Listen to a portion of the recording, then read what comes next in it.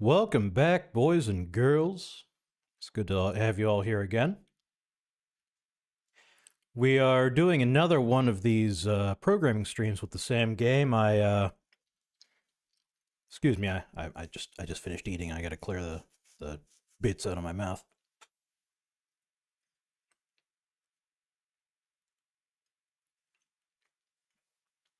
That's the level of professionality you've come to expect from the Robot Meat channel.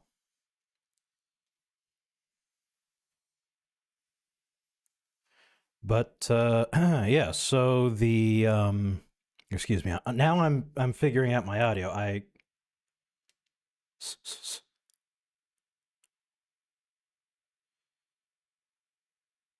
Okay, it sounds a little weird. It doesn't sound that bad. I'll listen to it back after stream. But I installed. I think. I'm not sure, but I think I have figured out. Oh, I got to start the freaking TTS thing up too. I think I have figured out how to. I figured out a de-esser. So I noticed. You may have noticed as well, although maybe you didn't. That my audio up until now. What? Why is it not starting the thing? My audio up until now, whenever I make a sibilant sound, like the word sibilance contains a lot of sibilants, the S would be really loud, and then it's kind of, you turn up the audio to listen to most of what I'm saying, and then I go, and then your ears hurt. So hopefully the system I've set up will, it detects audio in that range and turns it down a little so it's not quite so bad. Why? Okay. Give me just a second to get the TTS running. I don't know why. Open recent project, chat reader, new window. I know you can't see what I'm doing. There we go. Okay. Is it running? It's running. Okay, now we're in business. So yeah, on the last stream we had issues where I tried to make this game. I was really hoping I could get to some part of it that's actually interesting to look at. And then we got stuck on a stupid bug for an hour and a half and made no visible progress. So, of course, an hour after ending the stream, I found the issue because I had to actually go through the code and look. System initialized. Instead of relying on AI. I probably could have just done that on stream, but we're learning. I would like to show you the issue if I could. Entity update, I think.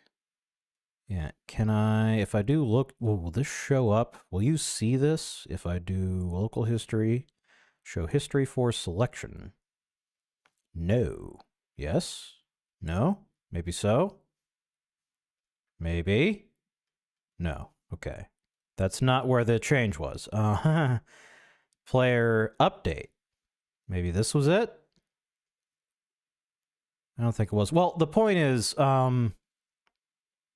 we would calculate where the player was supposed to be in the new room, and then we would set the player's position to that, and then we would just clobber it when we did the velocity the velocity calculation.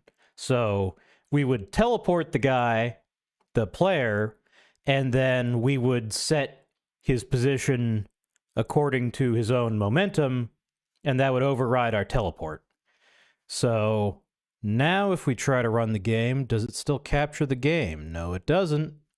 Why would it still work? I mean, yeah, that's just silly. Why would things work?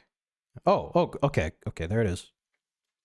I was actually hoping it would pull up the simpler test scene, because you may notice It is running so slow too. It fails in different ways now. Yeah, okay. But if I switch to... Why is it so much slower than it was? Is my new DSer using that much CPU? It might be. Let's look. Create test level. If I go back to... Or was it a different... Okay, hold on. Wait a second. Local history. Show history. Aha. So if we just do this, I think. No, this was not what I wanted. Will this work? No. That does that. Okay, so so I was trying to show you that I fixed the bug, unfortunately. Oh no, don't show people that. Okay, I just need to go back further. That's fine. Local history. Show history. I'm sure this is absolutely riveting. There we go. Okay, that's what I wanted. None of this needs to change. There we go. So at least in the case of the simplest possible world, where we just have two squares connected to each other, you can see it works pretty much perfectly. Like, if it weren't for the fact that the aim calculation is messed up, you would not be able to tell. Like, that would be seamless. It would just look like it's moving like any other game. But it's not. It is, as soon as it crosses that boundary, it enters into a whole nother coordinate space. And that will allow us... In fact, let me just see. I actually never tried this. So let me just see if I can connect them. What if we create edge 1, edge 3, room 2, room 1. If we create a non-Euclidean level, will it work? Yes. Yes. Okay. I never actually witnessed this working, so this is actually a really exciting moment. Now you see it. This is what we're trying to accomplish. We're trying to accomplish a game that can work like this, where you see this isn't like a hallway made of different rooms. This is the same two rooms over and over again. And if I shoot a bullet at this guy here, for example, I will hit myself, because that bullet will... And like, you'll see each of these shooting a bullet, and they'll come out and hit yourself, because space just doesn't follow Euclidean rules in this game. This is what we're trying to accomplish. The problem is that while we got it working for squares, not everything works quite the same way. So yeah, this is actually really cool to see. So this is it. This is what we're trying to accomplish here. It is working. It's just not... In fact, so you see my original guy is going off the screen now. It's not that these are copies. These are all the same player character, because these are the same rooms. Does that make sense? It's not teleporting. It's not being teleported back to the start. It's just space goes in a circle. It's circular. It's graph-based space. Okay, so I'm sure you got the picture. Very nice. Long before I finished explaining it. Welcome back, missed one. But as I said, the problem is that as soon as we try to go to something other than a square... Oh god, that's disturbing to look at. Wait. Oh, with pentagons, it's just a little fucky-wucky. That's interesting. Okay, wow. Okay, so I'm following my... So wait, is this the same room? I recall something like that from A Twin Peaks. Why did it say that way? Yeah, Twin Peaks. I've never seen Twin Peaks, so I mean to watch it. Maybe we can do a watch along. That would be cool. But yeah, that's probably is like the thing you're referencing. So, okay, wait a second.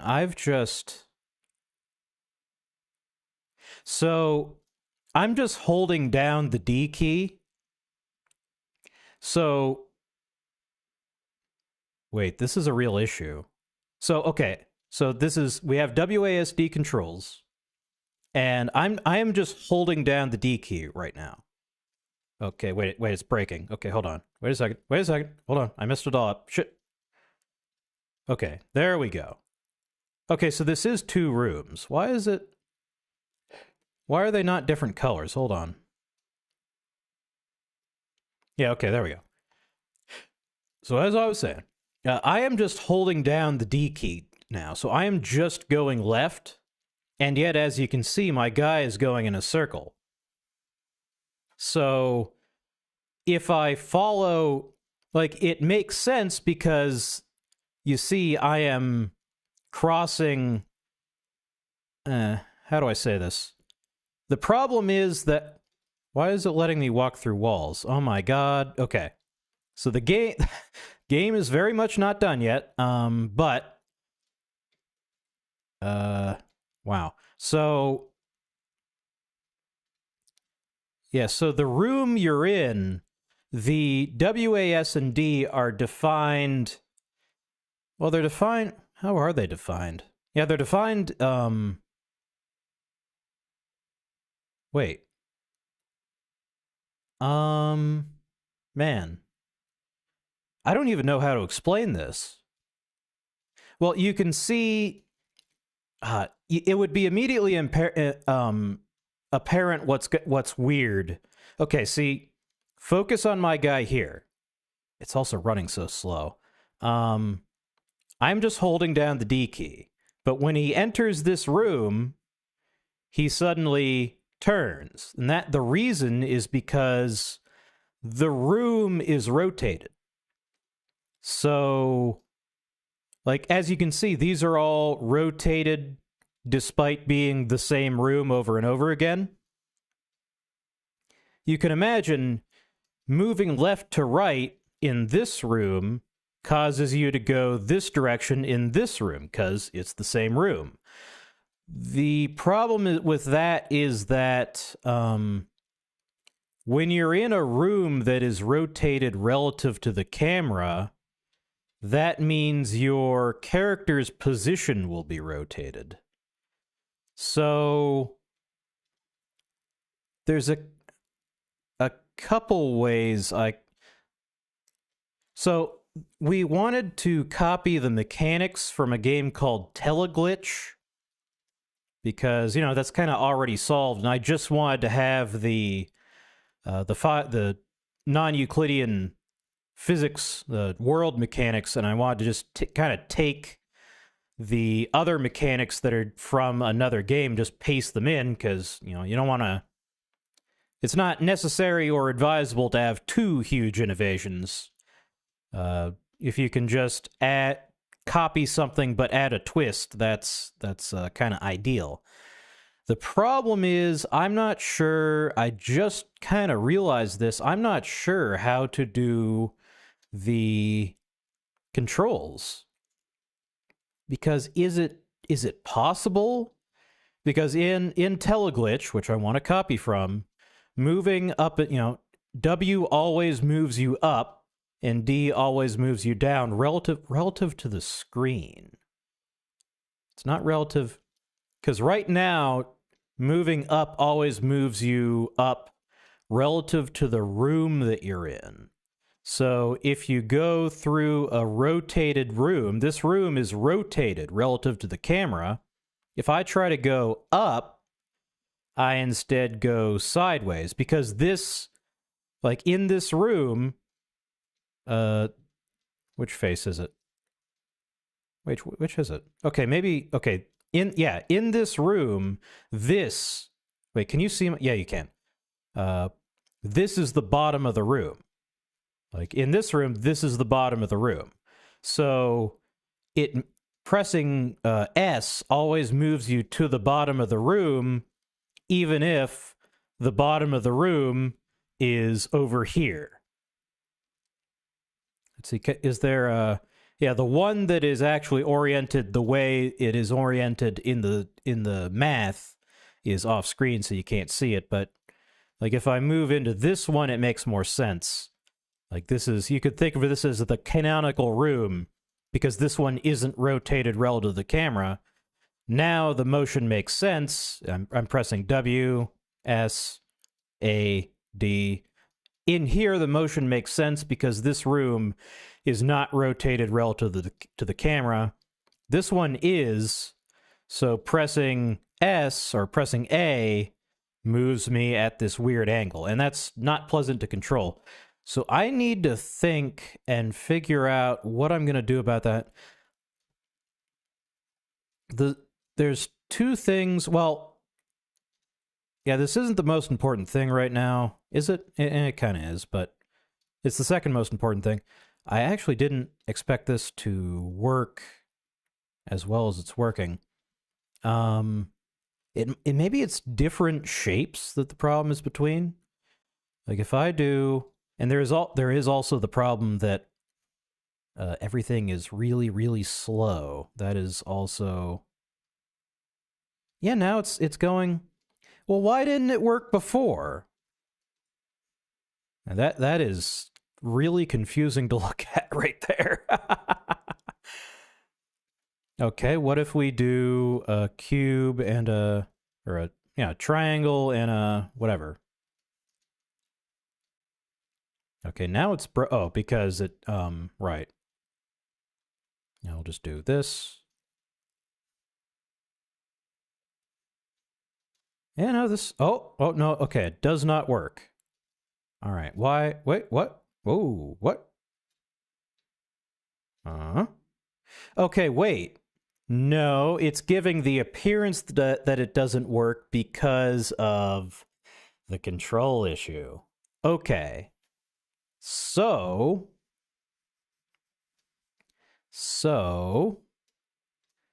right. Okay. So I was actually thinking that, you notice it's really hard for me to cross this boundary here.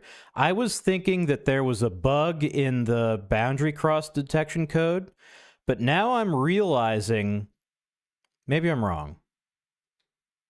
Am I wrong? Maybe I was right the first time. I was wondering if it was actually just that the rotation was making me walk back through. No, that doesn't make sense. Okay, I was right the first time. There is something wrong with the boundary cross detection. So, yeah, so we're stuck. Like, you notice we are stuck exactly on the... In fact, let me add a print that tells me when I get moved.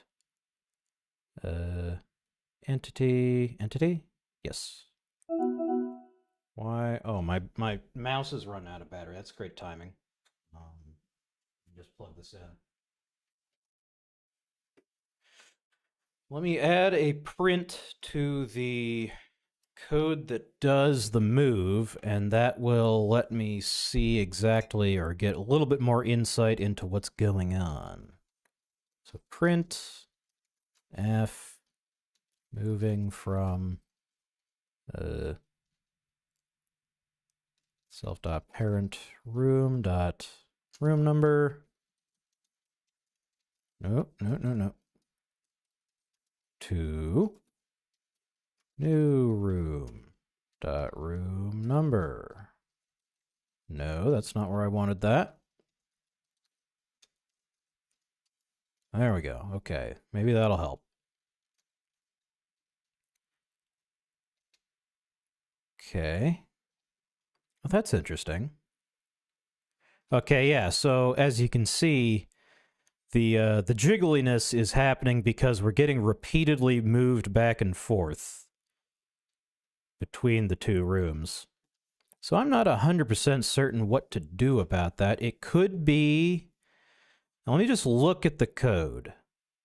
So the thing that had to change... Oh, so the original reason that we had the issue that we were having last time is... where is this? Handle edge collisions. Is because I thought the problem was here in this function. I thought it was a problem in the mathematics that takes us from the coordinate system of one room to another. I was totally wrong.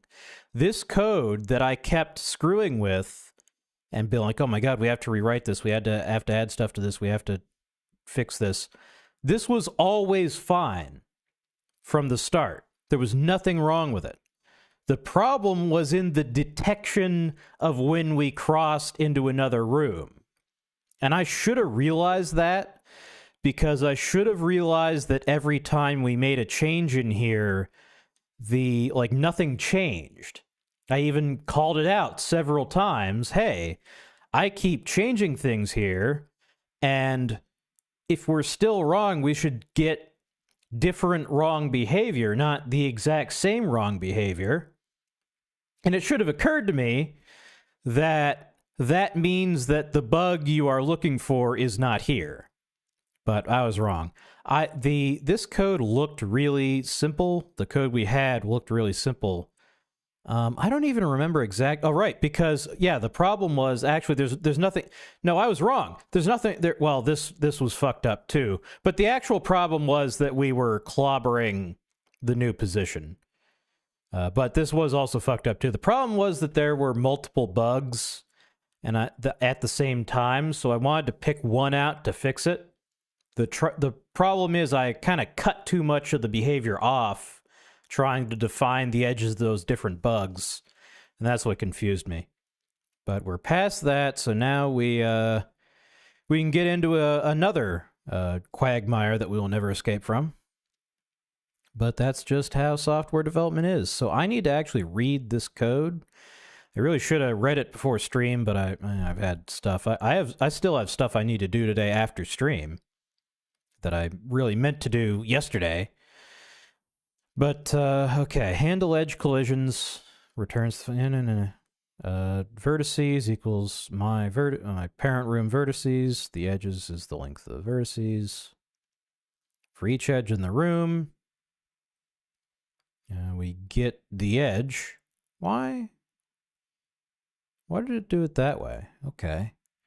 Start equals... Oh, I see. So vertices I... So it gets the start and end point of the edge that it's checking. Vector and normal. Edge vec equals end minus start. So it's getting a vector that describes a line from here to here. And the length is just the NP-linalc norm. I've never heard, I mean, I know this is getting the magnitude because it says length, but I've actually never heard magnitude described as vector norm. Is this a different... What is this? What? Passing through the boundary turns you around so you elbow back into the previous room? No. No, that's not it. For a second, I thought that might be it, but it's not. It also doesn't turn you around. You're facing the same way. Oh, no, it does turn you around. Yeah, you're right. That would turn you around, not because you appear to be going straight, but the room is rotated relative to the camera. So yeah, you are turning. I didn't think of it that way, but you're right. But no, that I thought that was what was happening. That is not what's happening. What I think... I'm not sure what's happening, but I think my current theory is that it's just that we're exactly... Like, when you make that crossover, immediately after, you are exactly on the line. So because of floating point imprecision, because numbers inside a computer, the number that represents where the player character is in the room, that has to physically exist. That number has to physically exist or be represented inside your computer, in the memory specifically. So because of that, it cannot have unlimited resolution. So I wish there was an easy way to just show you this. Maybe there is. Let's see. I wish I remembered exactly how to trigger this behavior, but if we do like 1.0 plus 1.0 minus 1.0, let's see, is that gonna... No, that doesn't do it. Like, oh man. Like, okay, if I do 5 divided by 10,000, maybe that's okay. That's not big enough. Okay, one. Let's see, 1, 10, 100, 1,000, 10,000, 100,000, million, 100 million, 10 million, 100 million, billion, 10 billion, 100 billion, trillion. Does that? Okay. And then I multiply that by the exact same number. Shit, okay. So modern computers do have a lot of precision. Let's just keep adding zeros. Okay. And then the last result times that. I got you. Play along, dude. Holy shit. Okay.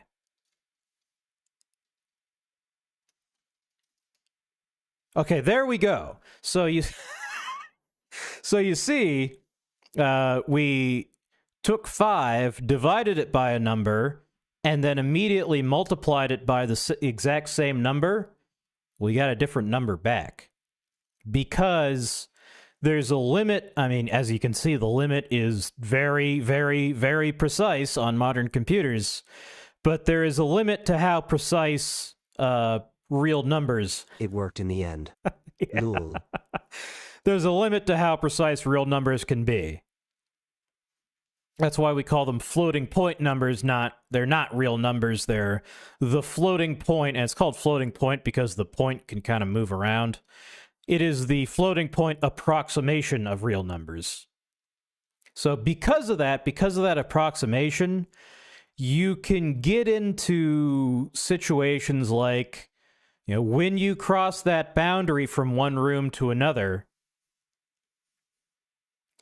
you are on one side of it, and then it moves you, and then it checks again, and oh, you're actually on the other side. Oh, you're actually on the other side. Oh, you're actually on the other side. Because you are exactly on the line, and floating point numbers can't represent your distance from the line, so the code thinks that you are on both sides of the line simultaneously. Or rather, every time it checks, you are on a different side of the line. Does that make any sense? I hope that makes sense. That's what I think might be happening. But I want to actually read through this so that, I can really understand it and make sure. If that does turn out to be the problem, that's a problem. Because you can't actually, you can't fix floating point imprecision. There are people who know It how... sounds like something that makes sense. Yeah. There are people who know how to use floating point numbers, IEEE floating point, to get mathematically precise results. I am not one of those people, so I just say, hey, floating point numbers are fuzzy. That's not actually true. You can actually get precise results out of floating point numbers. I just don't know how. Most people don't. So I just say, yeah, floating point numbers are a little glitchy sometimes. So I just need to, I need to actually understand this code. So what I don't get is what NumPy linear algebra norm. I don't get what norm is. I mean, I know it's getting the length of the line, but I've always known that as being called magnitude, not norm. So I'm wondering, I'm just noticing that I don't understand, and I'm upset by the fact that I don't understand. What? I don't get it. What? Should I look up what a vector norm is? Okay, we will look into this later, and I'll ask Claude about it. But we'll say, okay, this is getting the length of the line. So this makes a line from the start to the end of the, like, if I watch the game again, like if you imagine this is start, this is a vector in 2D space, so it lists how far up. It's two numbers. It lists how far up from. Well, it's X and Y. Yeah, how far up from the center and how far right from the center. Those two numbers describe that position, and then you have your end, and you subtract those two pairs of numbers, and you get a vector that describes, you know, if you added it to this one, it would give you this one. So that vector represents the line from start to end. And then apparently this function gives you the length of that line. And then this tells you edge vec. This tells you, so you take that line and you divide it by its length, and that gives you the line that points in the same direction but has a length of exactly 1 because you divided the length by itself. So like you divided the line by its own length. Dividing a number by itself always gives you 1, so that gives you the line but with its length as 1. And then this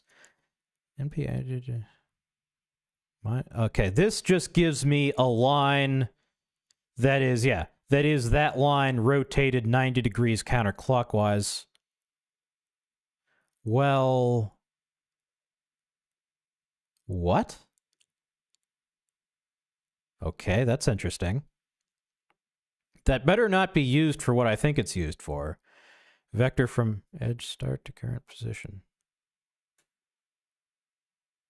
Okay, so this takes, this gets us a line, like it says, from the starting point of the edge to the position of the player. Calculate the signed distance to the edge line. So this is a number.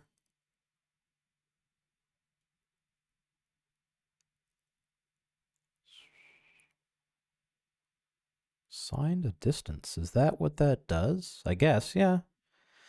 I've always thought of the dot product as it gives you the length of one line along another line. So if you imagine, like, this is my line, and you imagine there's a line going this way, if I take the dot product of these two lines, then that gives me how far moving around along this line took me along this line. Like it would, if they were the same length and they were 45 degrees off, then the dot product would be 0.5. So if you normalize two vectors and then you get their dot product, that tells you like the angle to each other. Like if they're aligned, it's 1. If they're at 45 degrees, it's 0.5. If they're at 90 degrees, like this, it's 0. And then if it's like this way, then it'll be like negative 0.5. And if they're opposite, it'll be just negative 1. So it's a really useful tool. So it's using this to get the signed distance to the edge line. What? Isn't that wrong?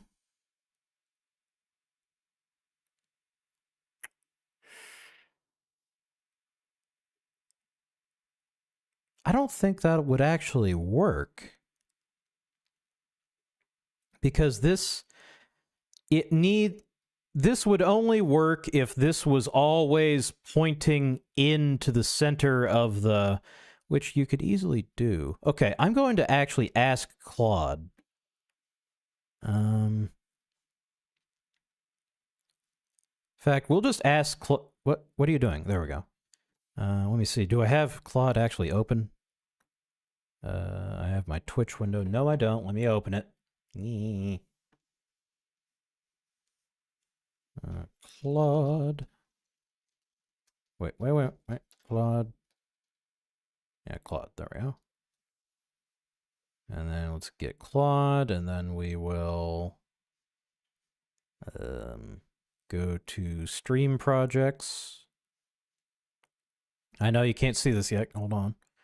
There we go. Okay. Go to Browser, and then Window Capture. There we go. And then expand it to fill the window. Like so that you can actually see. Production value, everybody.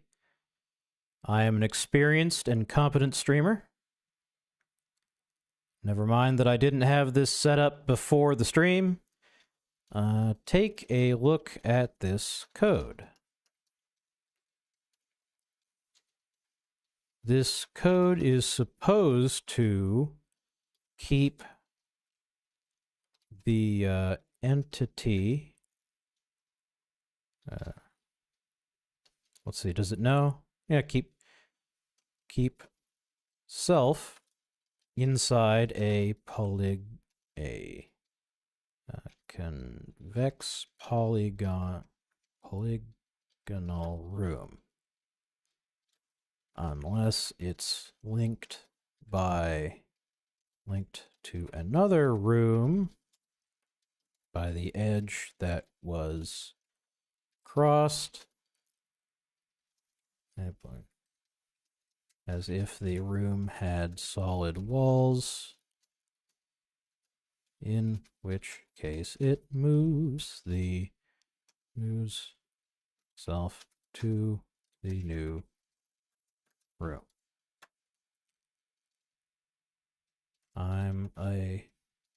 Could you explain line by line exactly how it works?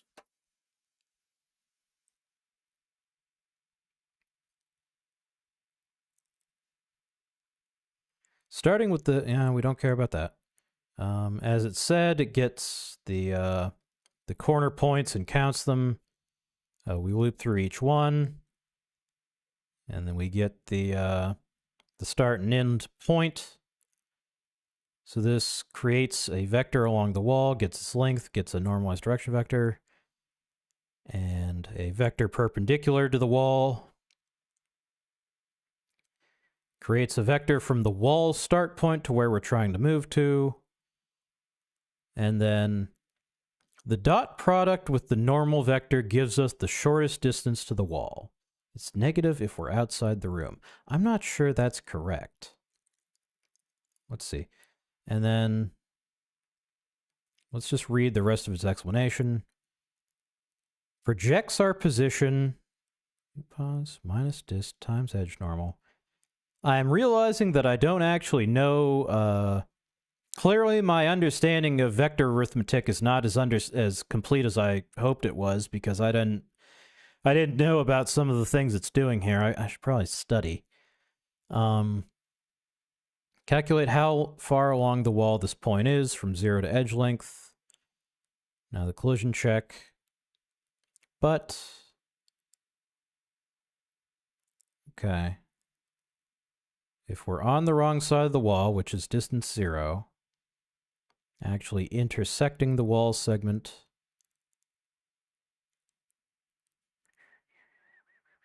okay. Otherwise it's a solid wall. Move back inside. Okay. I am a little concerned by the signed distance function. If it's won't it only work correctly if the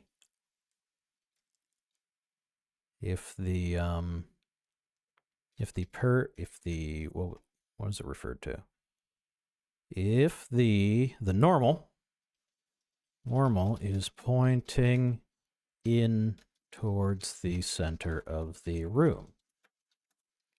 The points, the vertices, are created going clockwise. So well, no. Wait, if the vertices are created clockwise, then yeah, the normal will always be. Okay, so Claude is right and I'm wrong.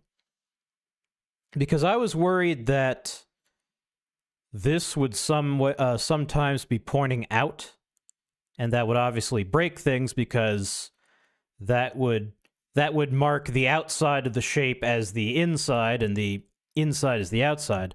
But no, because that actually always does face in.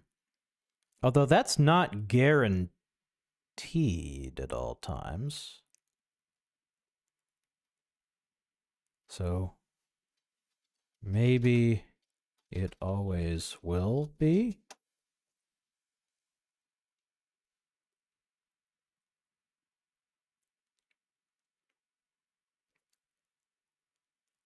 Yeah, so yeah, it's always, yeah. The clockwise vertex ordering ensures the normals point inward. And if something, yeah. This is a common convention in computer graphics and computational geometry, clockwise winding for defining the inside of shapes. Okay. Let me just ask, what if the shape is not a regular polygon? We enforce convexity, but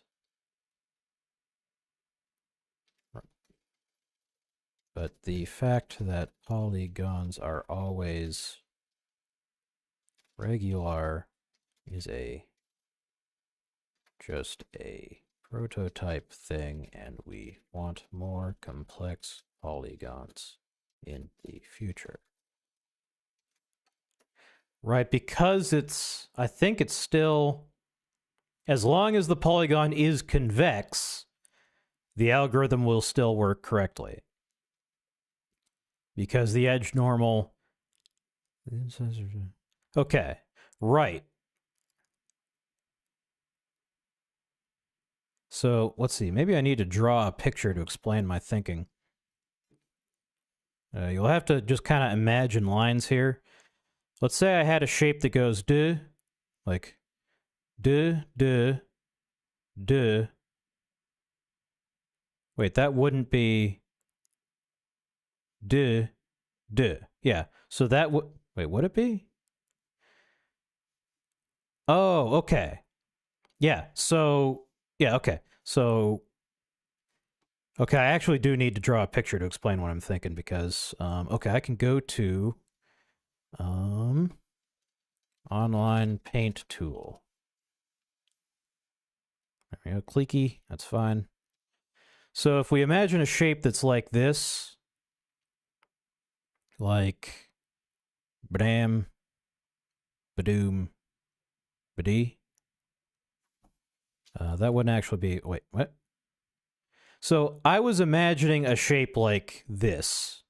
And in this case, yeah, the normal doesn't point into the shape. Maybe that's not, like a shape like this, maybe.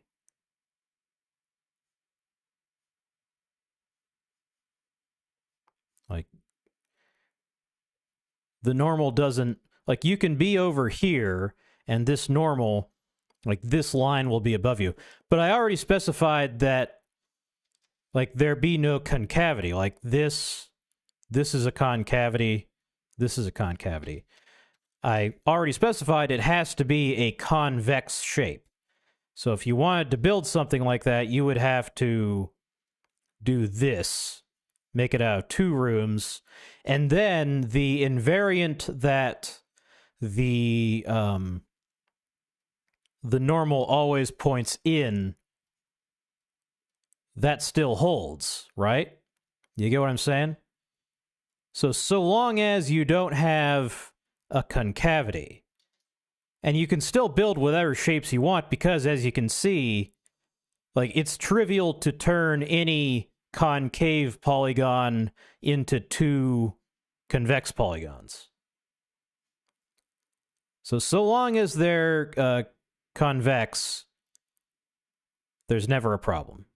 Okay.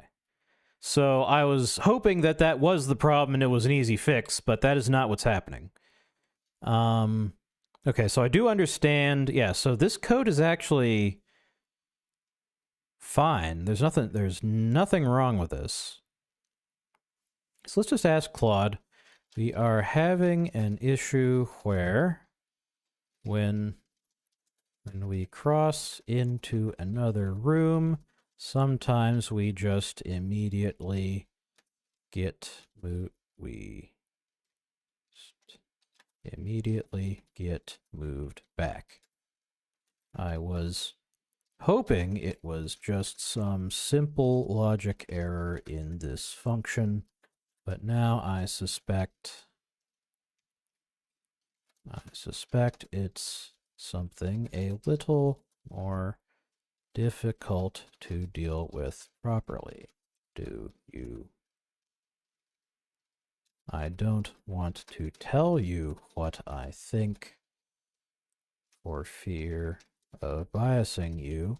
What does the issue sound like it might be to you?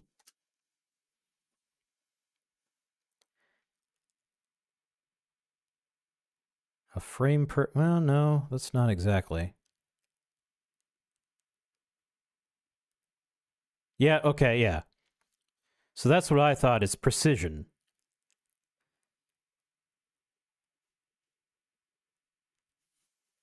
Yeah, that's exactly what I thought as well. How do we deal with... Well, the... Like it said, probably what you... Okay, well, that's fine. I can just ask it to fix that. Let me Alt-Tab back to that. Let's look into how... I see. Wouldn't it really be a problem if you faced away from the center?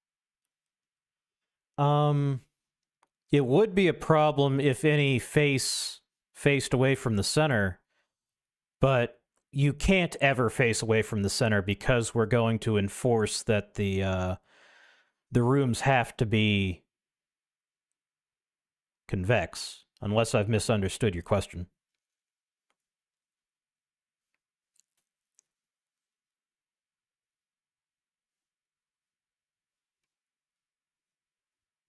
Okay, let's look into how we can implement that. I need moving across room boundaries to look at, seamless and smooth, so the epsilon value has to be tiny, tiny, tiny, so that it produces no visual difference even when zoomed in.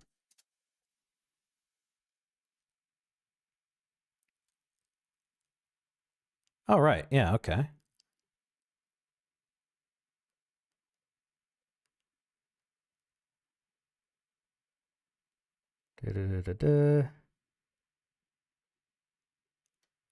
Okay, yeah.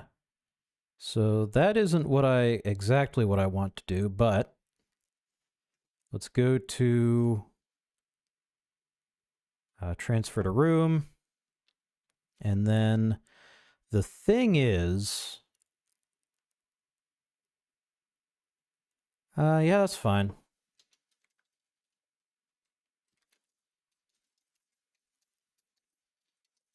Move.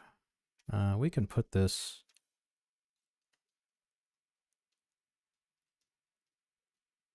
See, what concerns me is we still have this velocity, so shouldn't the velocity be doing that for us already?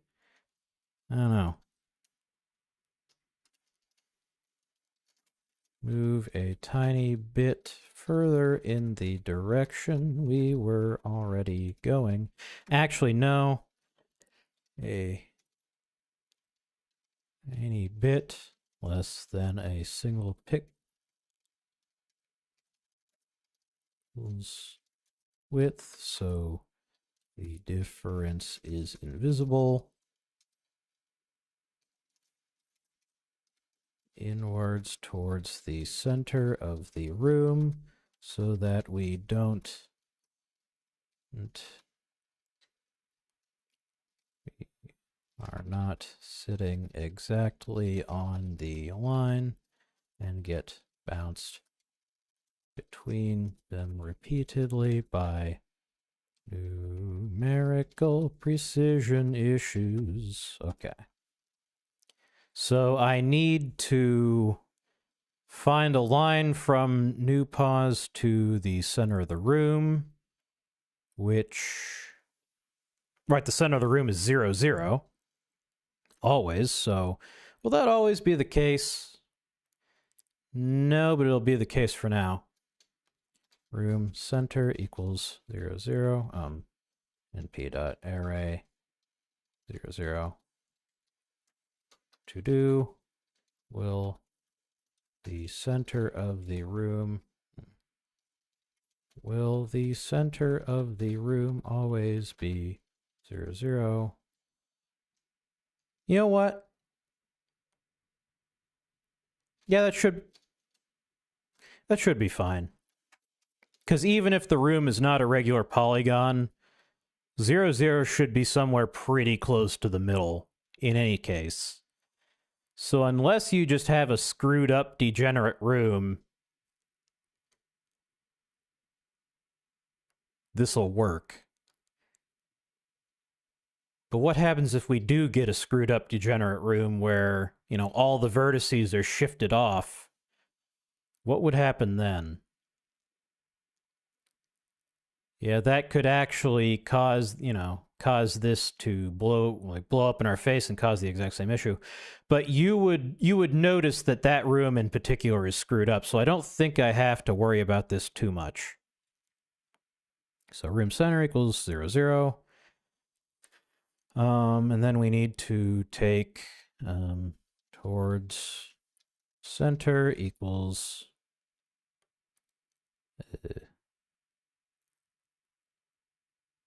room center minus new pause.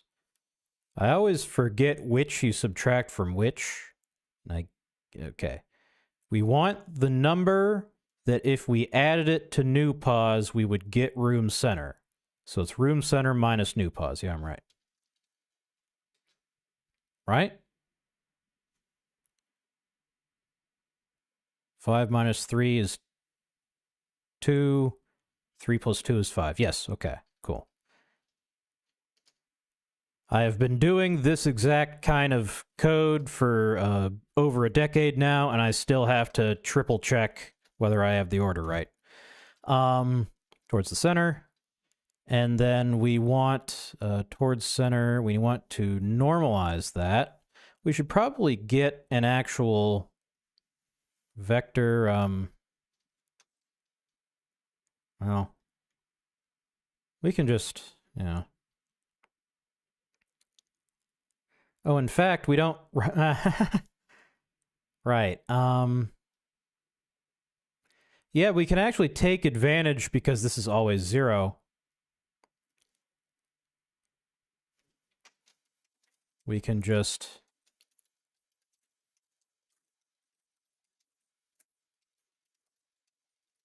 the room center is always should always be at or very close to 0, 0, or close enough to 0, 0.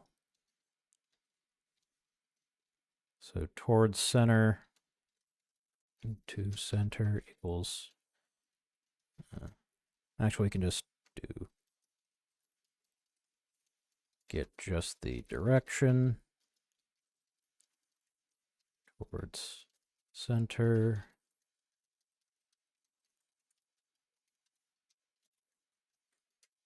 And then we want to move... okay, we want to get epsilon, which we can get from np.fifinfo. And towards center times equals epsilon new pause plus equals towards center. Okay, does that fix it? Nope. No, it does not. Does not fix it. Okay. Well, it was a good attempt. What happens if we just boost the epsilon ridiculously high? No, it doesn't seem to fix it. Okay. What if we just take it to absurd extremes and like like if we make it way too high, does it start working? No, that was way too high. Okay, that's not exactly what we wanted.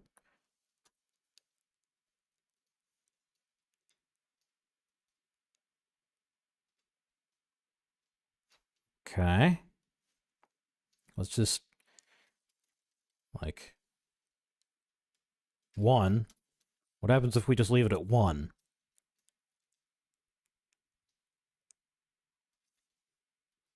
Or like 3. This will be enough to throw us out of the new room, I think. Actually, why is it... See, we're having the issue, a similar issue to what we saw last time, where like now that I've made a change that should screw it up, why is it still working okay? Is the change I made getting clobbered somehow? I don't really understand. I'm confused. Well, it does kind of feel like it made things better, actually.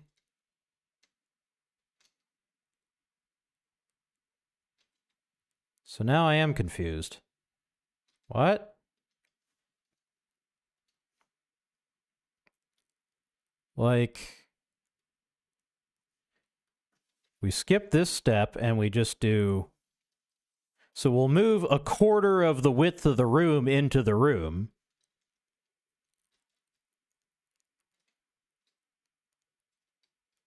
Oh wait, did that fix it? That fixed it. Oh, okay, so yeah. Okay. So that was the problem. It was just numerical precision. I'm having issues because my controls keep changing. But that was the issue, was just precision. So we just need to have an epsilon. We just need to find the right epsilon at this point. So let's see. What is, if I do boo-ba-doo-ba-doo-boo, Python console, import numpy as np. What is epsilon? It's 2.2 to the e minus 16. That's actually e minus 16? It's actually more than I thought it would be. So let's just do like 1 to the minus 10. See if that works. Oh, well, we don't want that. Hold on. Or do we? Do we want that? Honestly. We can skip. Oh, no, we... No, that's definitely not right. Let's uncomment this line.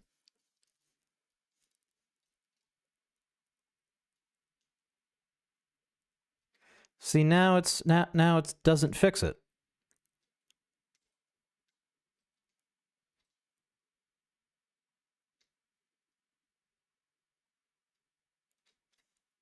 Okay.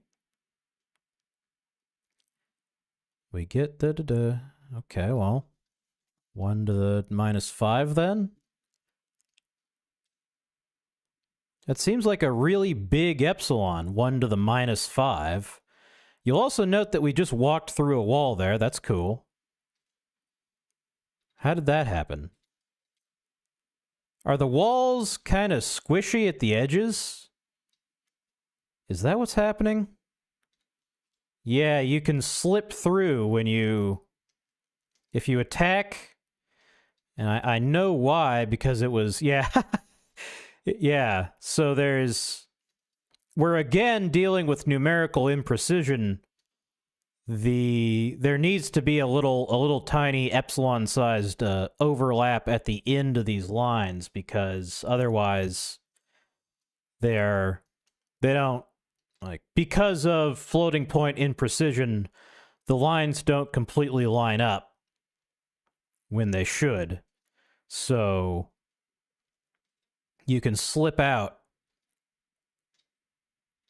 It's odd. It's odd that that's that easy.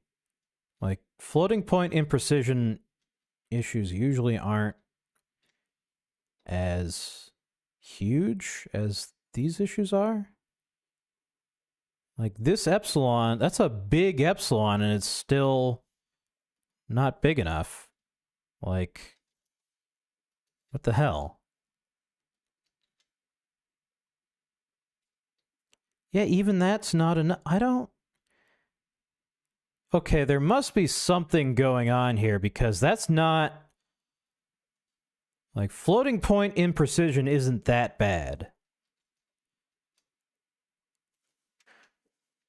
Like, we shouldn't have to move an entire pixel inward.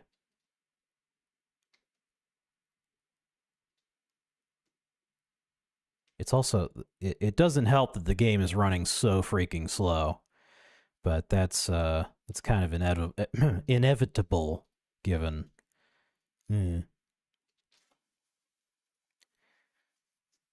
Towards center. I guess if we do 5, like, that should be a visible blip then.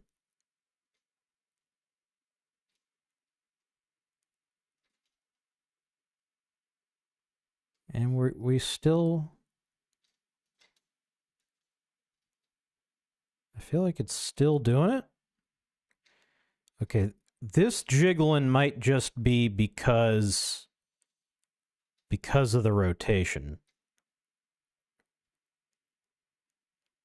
Yeah, this is because of the control issues. But if I move this transition... No, just got the jiggling again.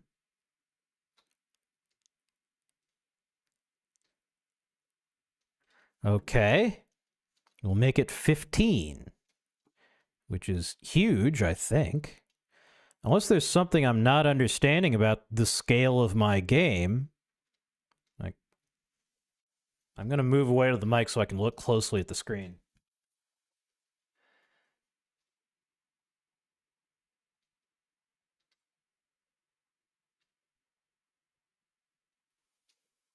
Like, yeah, that's a 15 pixel jump. That's immediately obvious that something is going on. So it's not just imprecision. Like, it is, I guess it is mathematical imprecision, but there's something more going on than the imprecision that is native to...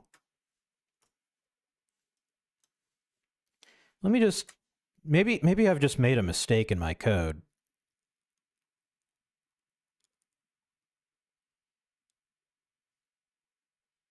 Copy.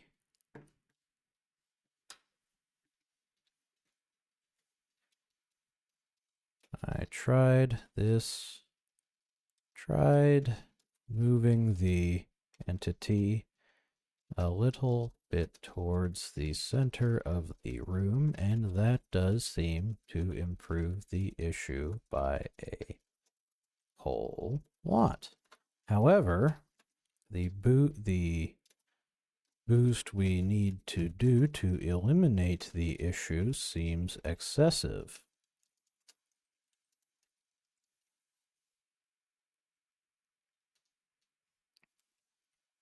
I was hoping we could keep the movement smaller than a single pixel right now.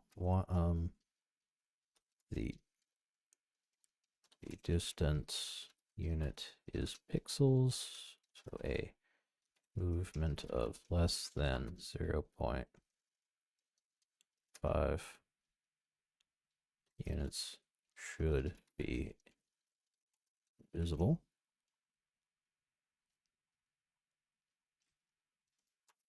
It should be small.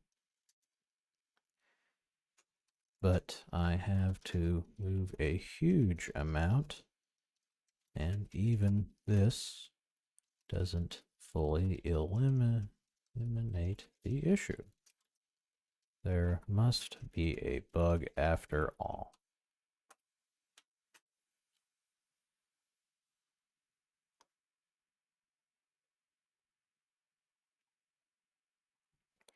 Are we certain the edge we're crossing and the target edge are perfectly aligned after the transform? Yeah, they really are.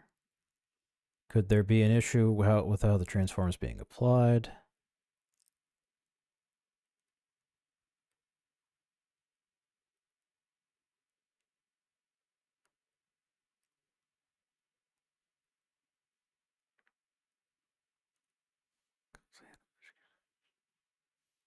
Okay.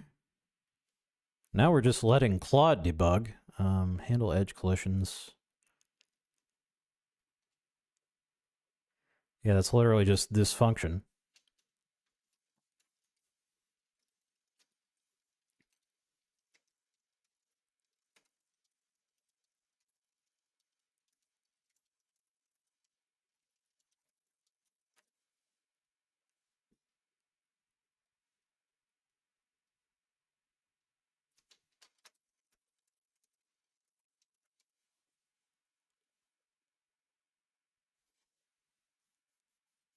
When we transfer rooms, we're applying the transform to move from old room to new room's coordinate space.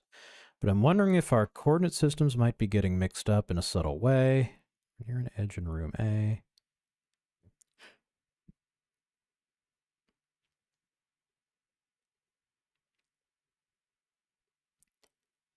What if the edge we just came through is in a slightly different position in room B's coordinate space than we think it should be?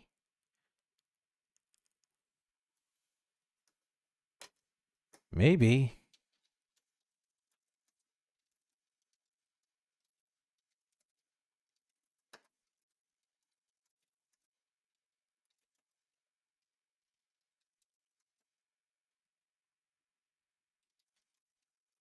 Function. Add as many debug prints as you possibly can to the room transition method so we can get a complete picture, well, yeah, as you usefully can, of what's going on.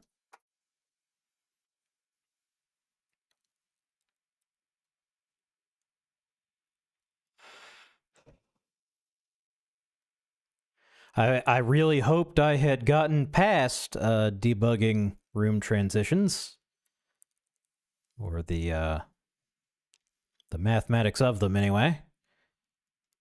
But apparently not. Apparently not.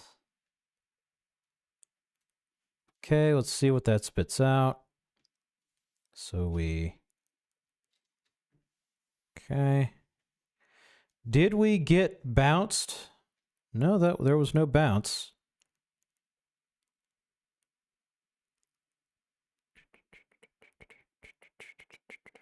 Can I trigger a bounce and then see?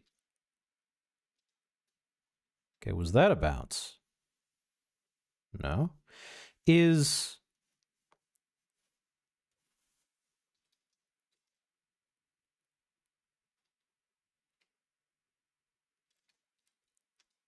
Okay, well, we'll need to remove the code that reduces the bounce. That's part of the problem, is that we've successfully fixed it. 0.5. Not remove it, just turn it down. Okay, was that a bounce? I wonder, now I'm wondering if I was just hallucinating the glitchiness, because now I can't get it to do it. Well, no, that's not true. Oh, there we go. Okay, that's a bouncy one.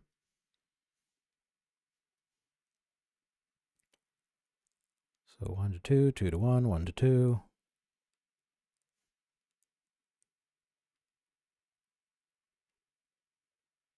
So let's see if we compare. Let me close the game so you can see what I'm looking at. Vector to center before normalization.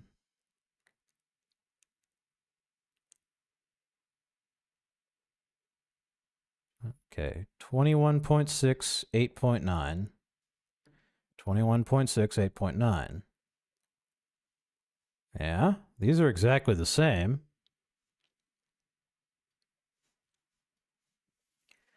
All right, I triggered a bouncy transition.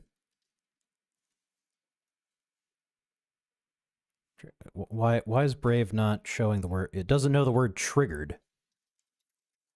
A bouncy transition with your debug prints enabled. Oh. Attached the result.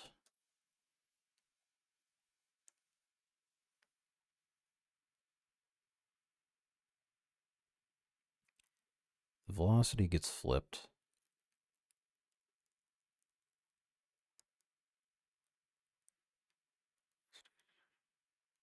So maybe it is?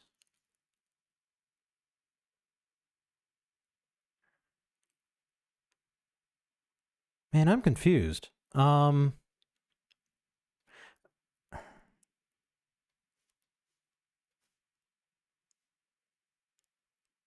Okay. So what we're going to do...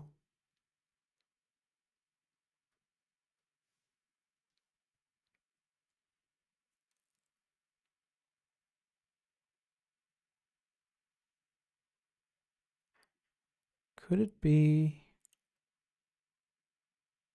Could it be for a moment?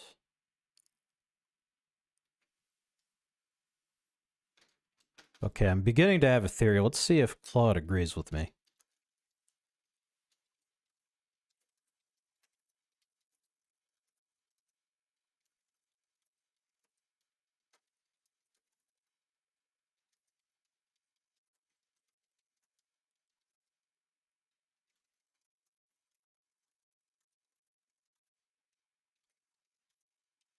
The entity we're talking about actually has this.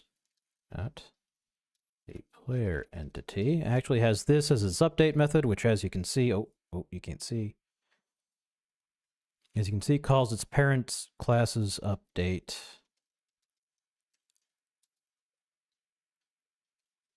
Do you see any place this could maybe be hovering our velocity change? I'm not sure if... But the thing is, the bounciness... I considered that the... Well... Could you change it so we have a much lower friction movement style? So just apply an impulse and let the player skate through the boundary And if that eliminates the issue, we'll know it's a problem with how we're implementing control.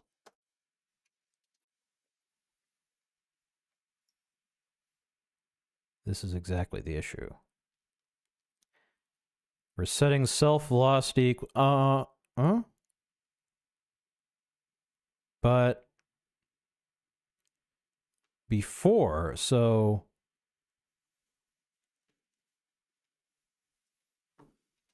does that make sense? You said we set the velocity before we.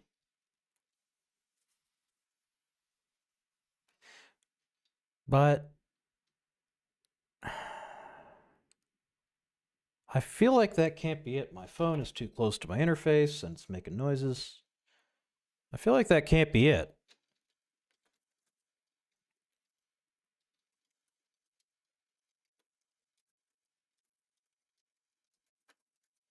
We set the velocity before we call super.update, so it shouldn't be clobbering our new velocity. It sets the velocity the way it wants it. Player.update. And then the transition function changes it. Maybe I'm wrong. Yeah.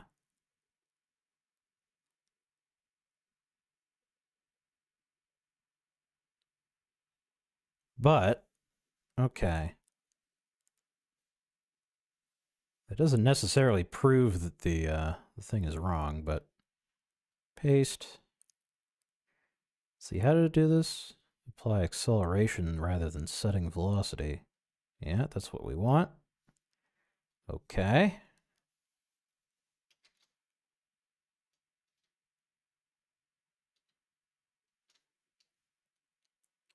Okay, well, that was a single transfer. Why is it looks so glitchy?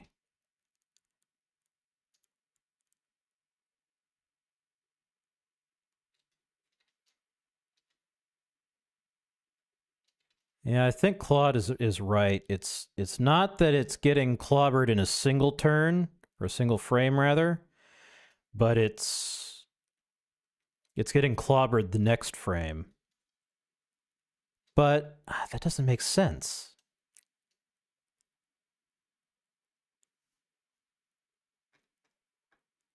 Why does it look...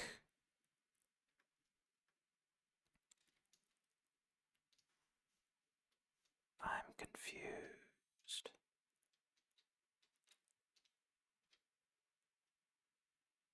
Whoa, what was that? Was that?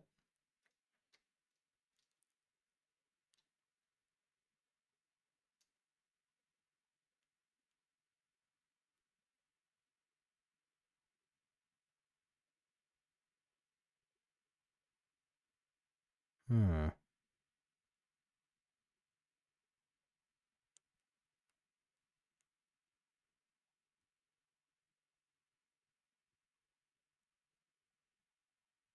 Hmm.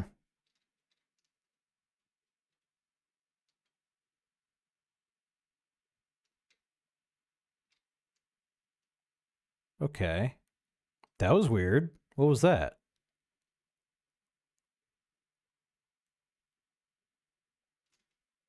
I feel like it's also possible that...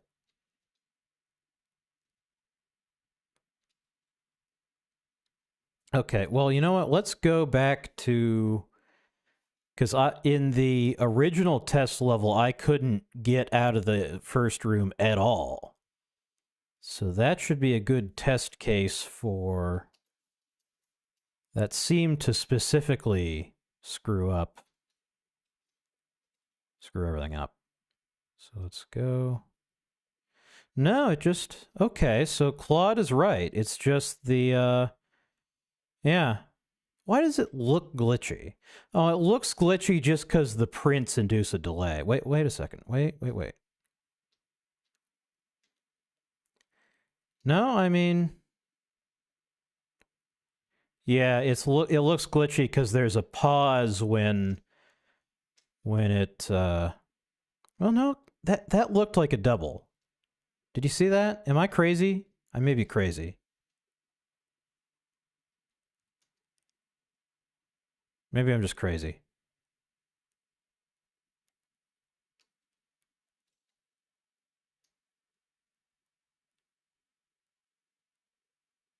Okay, well, that's not right.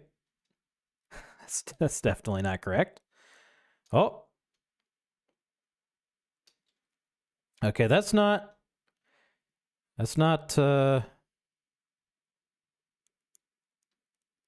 What the hell? Yeah, no. Okay, it's just... But... Huh. Okay, so...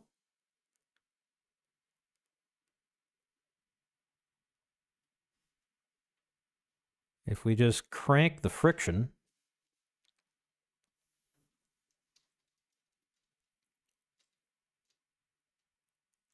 Okay, that's still not enough friction. Let's go like 100. What? Okay. I guess that's too much friction?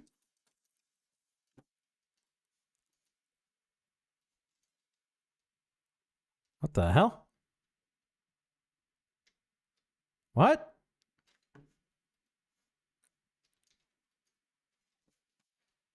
What the hell is happening? Oh. Oh. What? No, I don't quite get it.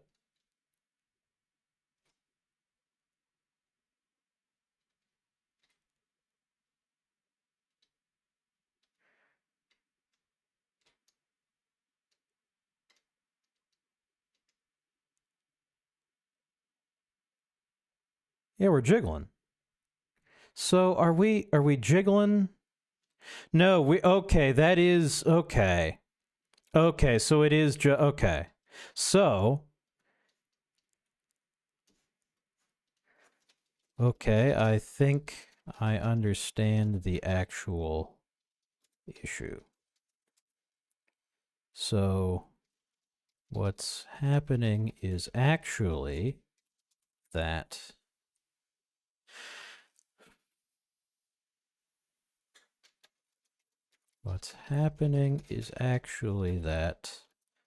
I originally wanted... Let's go back to Claude. I originally wanted the W, A, S, and D to always move the player up, left, down, and right on the screen, and the mouse be aim with towards the mouse cursor to be independent. However, the way things are set up now, the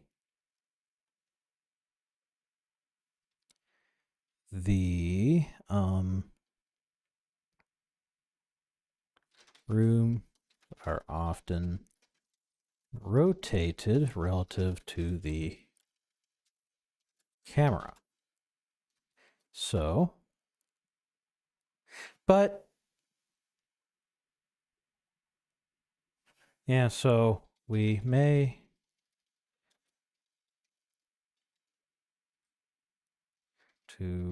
well, it's not exactly that.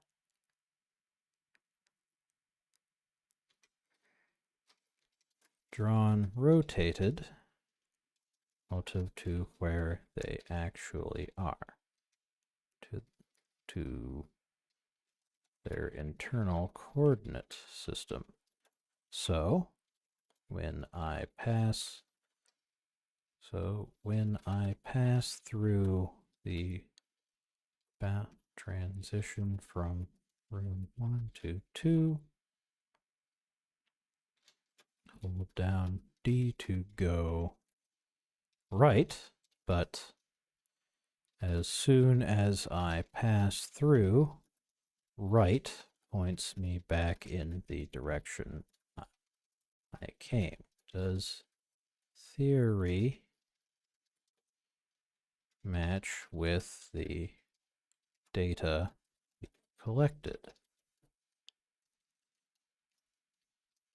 With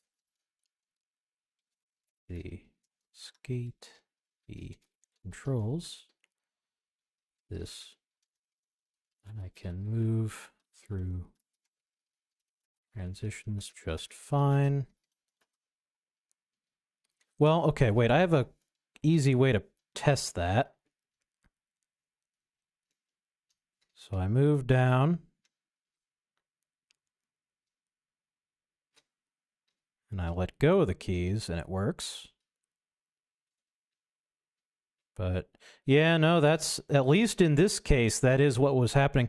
I felt like I had disproven that this is what's happening because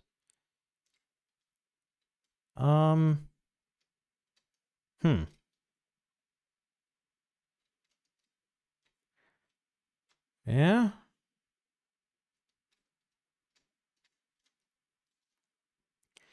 Yeah, okay.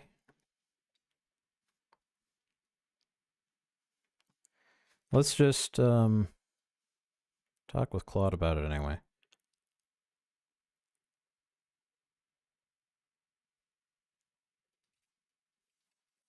If, let's switch back to the browser.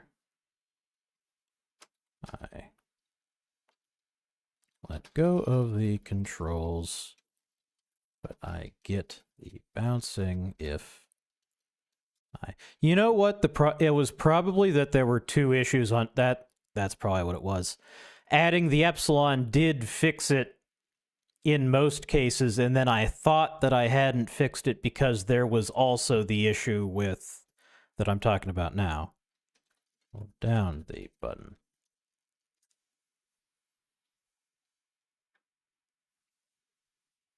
Yes, this theory perfectly explains the debug output. In room 1, holding D means we move dir equals 1, 0, which multiplied by move speed gives us velocity 50, 0.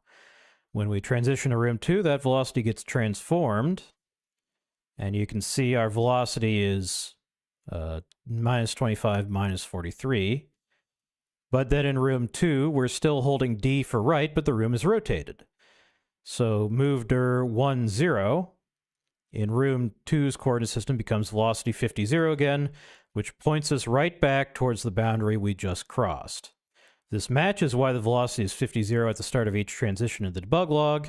It's not that the velocity is being clobbered, it's that we're actively setting it that way because we're still holding D, and right means something different in each room's coordinate system.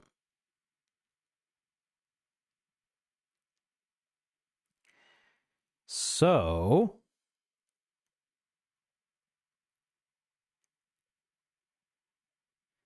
yeah.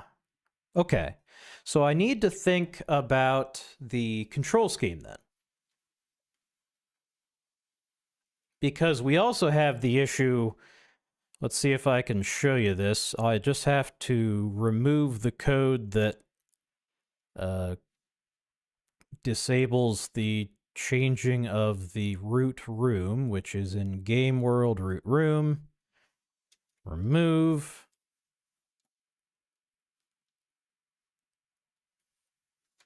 So if we now go like this, you can see now, like I'm hitting W, I'm hitting S. You can see. So you're always directing the player to move towards the boundary. Yes, I think like I said, I think there was also, like, I was right. It's just that I thought I was wrong because we had two issues. We had two problems that looked like the same problem. So I fixed the problem, but then I encountered the second problem, and I thought it was the same problem because it looks the same, but actually it was two separate problems. So you can see, like, now, because I'm allowing the camera to rotate, well, it's not the camera, I'm allowing the root room to change. Now my controls actually make sense, although the game is running so slowly that it's hard to control is the problem. But like if I cruise into this room, yeah, you can see. So now the problem is we need to think about how to deal with this issue. Because if we fix this issue, then we also fix. So yeah, so Claude actually kind of, I do still want it to be that W, A, S, and D move you relative to... You'll notice this, letting it do that also fixes the issue with the player not following the mouse cursor. You'll notice this also fixes the issue with it not pointing towards the cursor. Because it was failing because it expected the root room to be right, and it wasn't. So what I think we need to do, we need to have a camera, and we will say that the camera... So we will rotate everything by the camera rotation. When we start out, the camera rotation is 0. And then every time we do a room transition, we rotate the camera as well as the... as well as the player. So that will make it so that...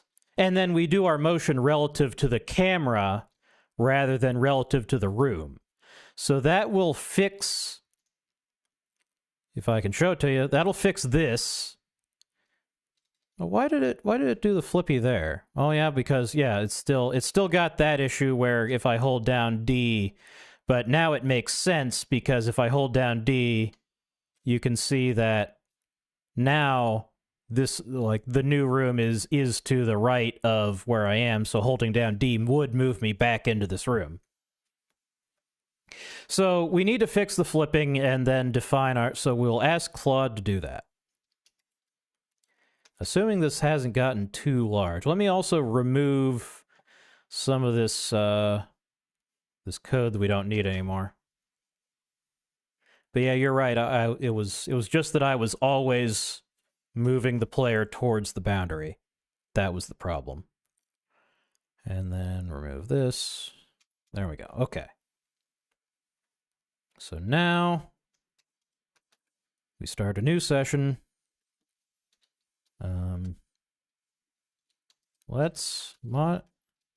This is the code for a game we've been working on.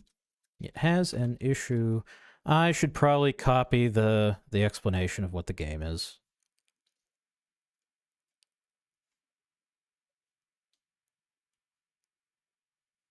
Attach code so far.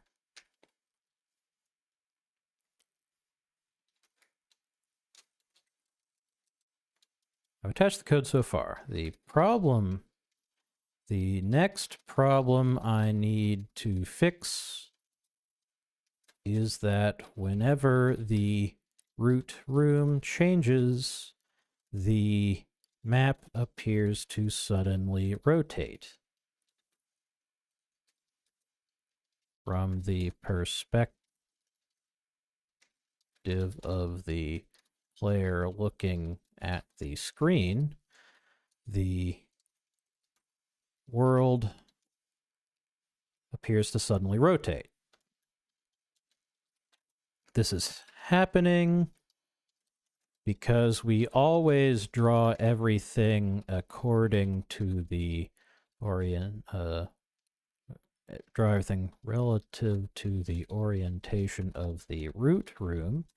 So when we cross into when the root room changes because the player tossed into a new room. The map suddenly begins to draw in the new room's orientation instead of the old one. We will fix this by adding a separate camera. The concept of a camera position and rotation by adding a camera object that has position and rotation. In fact, should the camera be a game entity? Let's see how Claude implements this by adding a camera object that has position and rotation. It's, well,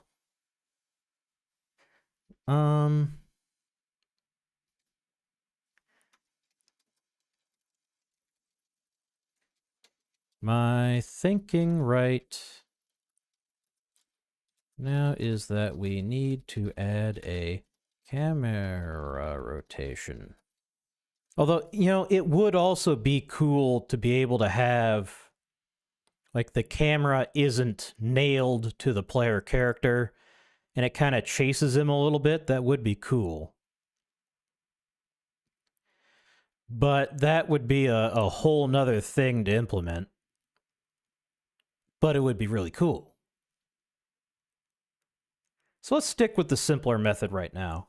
And then if we want to, we'll do it the fancy way that lets the camera kind of chase the player instead of being pinned directly to the player. Property, camera rotation attribute to the, well,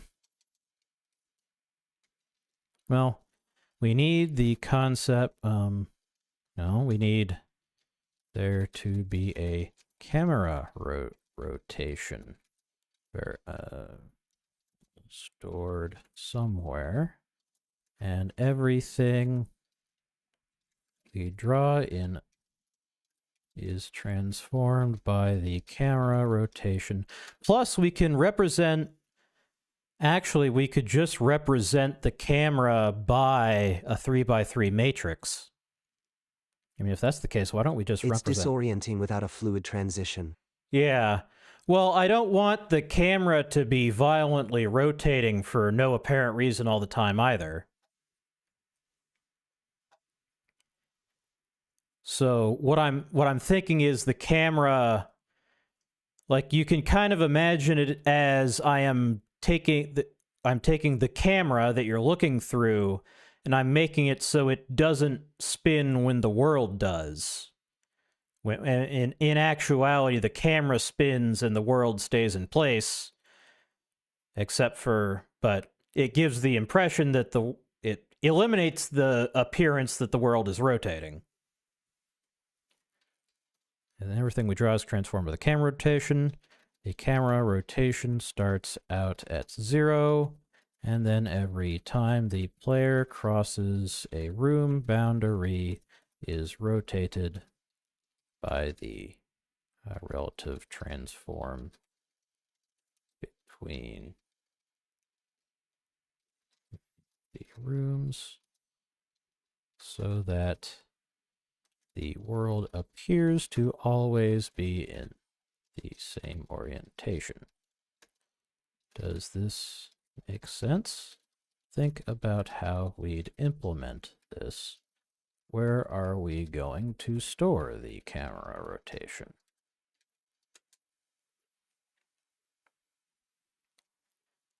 Yes, this makes perfect sense. Your intuition about needing a camera rotation is spot on. When the player crosses a room boundary, we need to compensate for the rotation that would otherwise occur due to the new room's orientation. Let's analyze where we could store and apply this camera rotation. We store it on the game world class. Okay, that's not what I considered at all, since that's our top-level game state container. The camera transform should be adjusted whenever the player changes rooms. We can track it in entity, transfer to rooms. Well, but that means, okay. Applying the camera rotation. We need to modify the root room's initial transform. Why? Oh, no, yeah, no. Initial transform. Oh. Oh?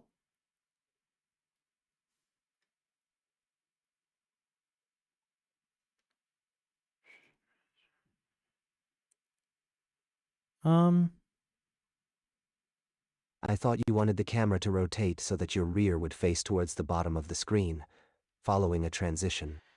So your rear would face towards the bottom of the screen. No. No, I just want it to stay the same.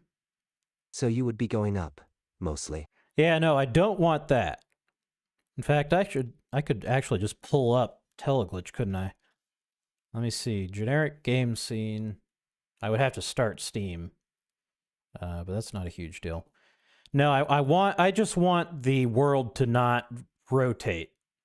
I just want to, like, I just want, here comes Steam. Like, I just want this to stop. I want it to just not do that. That's all I'm trying to accomplish. Let me, if I can just pull up the game that I'm trying to copy off of, you'll see what I'm trying to say. Generic game scene, window capture.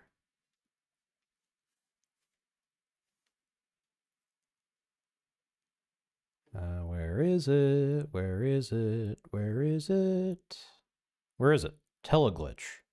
Why can't I window capture? What? OBS can't see it. Oh. Well, shit. Is that really the case? Okay, you can hear it, but you can't see it. Boxtron. Is it this? I think No. it would be best to rotate the world. If not with the rear facing one direction, then at least facing 90 degrees after the transition.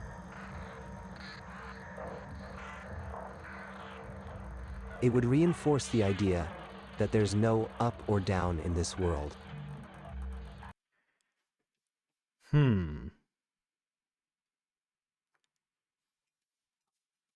It would be best to rotate the world, if not with the rear facing one direction. Or you don't know.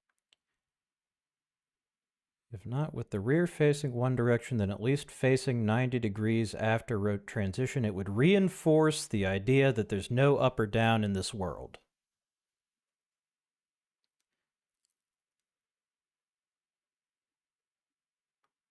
Yeah, I see where you're coming from. I mean no south, north, east, or west. Yeah, I see where you're coming from. The problem is, like, that would look like the camera is just rotating for no reason all the time. It would just give everybody a headache. Like, it would be neat to have it work that way, but maybe if we did it really slowly. Well, I can, if we just take, what? Why is my screen fucked up? There we go. If we just take what we're doing, all we would have to do is just slowly turn down the rotation to make that work. So let's implement it so that it doesn't rotate, and then we can try it the way you're saying and see how we like it. Because it'll be a simple fix to go from not rotating to rotating slowly. So it put the camera transform on the game world. And then doesn't that mean that everything has to know about the game world? Yes, it does. And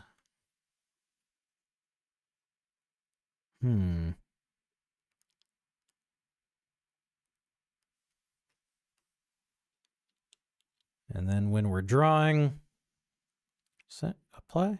What? Center transform, final what? Apply camera transform.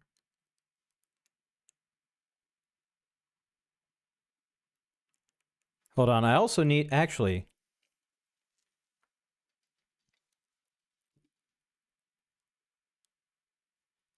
Okay, I've attached the code.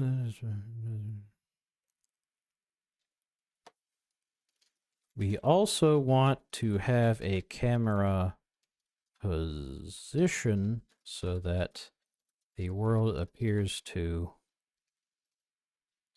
so that the world appear, so that the player can still see what his character, his avatar is doing when it moves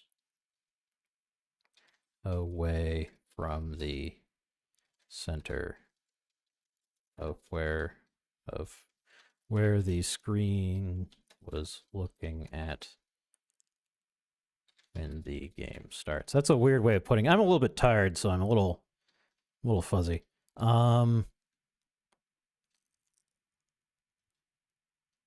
Maybe we should have a separate camera class.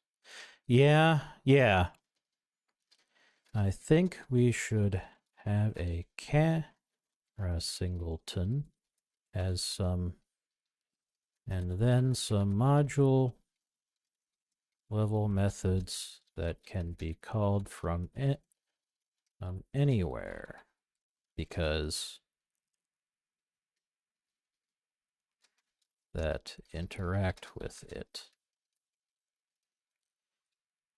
While it's good to avoid global state, the camera position and rotation are truly global.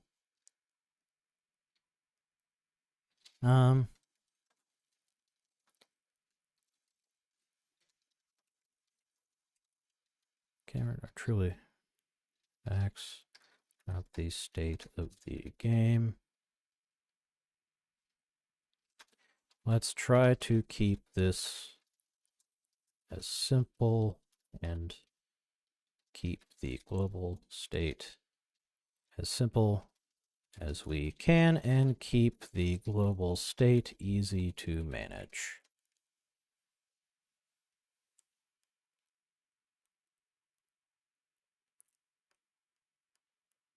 This is a common issue in non-Euclidean games, is it? How common are non-Euclidean games anyway? Okay. Okay, yeah, actually, it should. Yeah.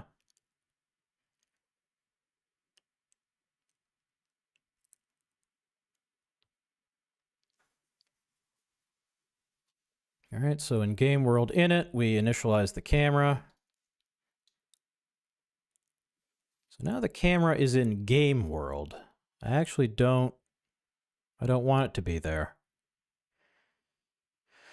Yeah,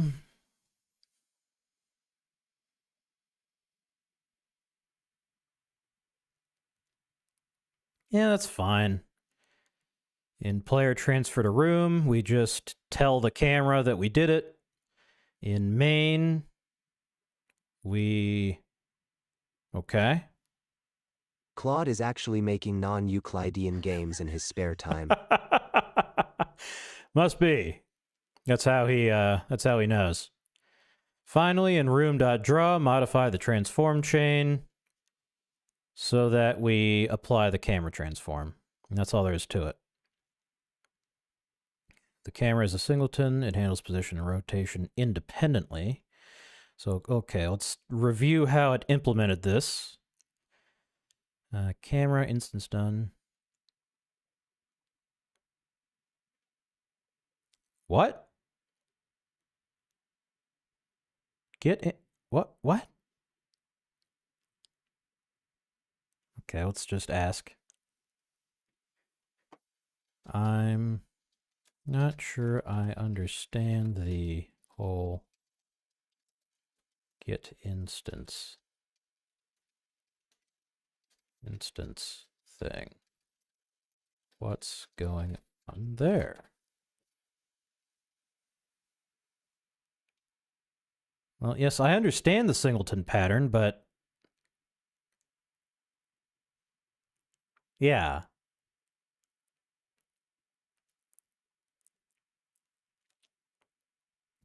The thing is, I'm not actually, well, class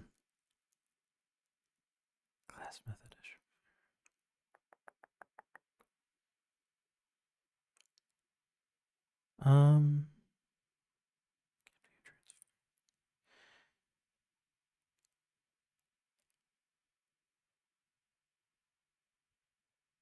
Class instance. Why do we have to mess around with the class level instance attribute when we could just have all have the position and rotation have the relevant attributes all be class level, and the camera class is itself the single. Is there a reason not to do it this way? Okay, let's just do it that way. The other thing is it's the first time it stored it directly as the transform matrix, and now it's doing it this way, which not into.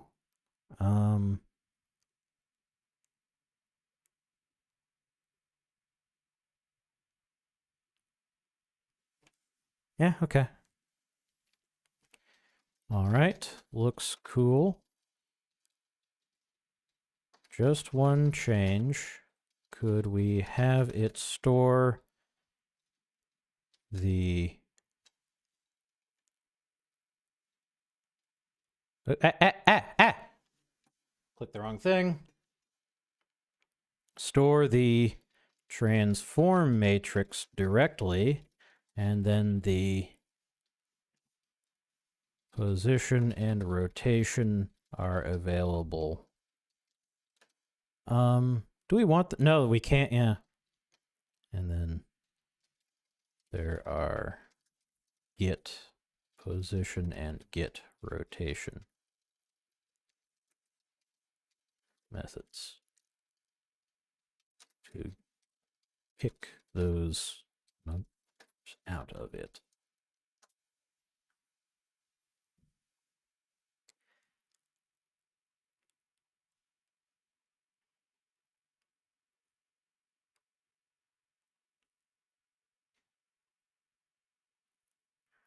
So now the problem is that if we want to set the rotation,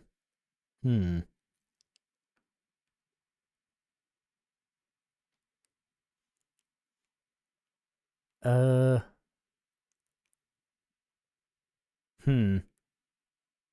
let's just go with it.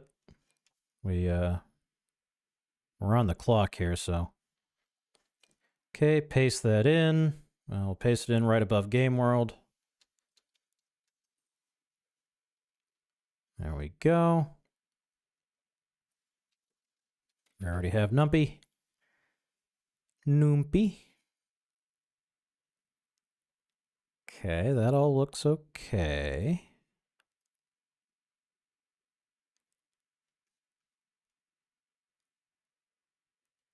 Target rem equals transform equals. Okay. Movement equals delta. It's lerping. I actually didn't ask it to do that, but that's okay. And then if we want to implement your idea, it's simple to do it here. So that, yeah, that's okay. All right. Now, give me an artifact with a full listing of the code, but only the methods you've changed are fully listed. All others can be replaced with ... This makes it easy for me to apply the changes with my IDE's diff tool.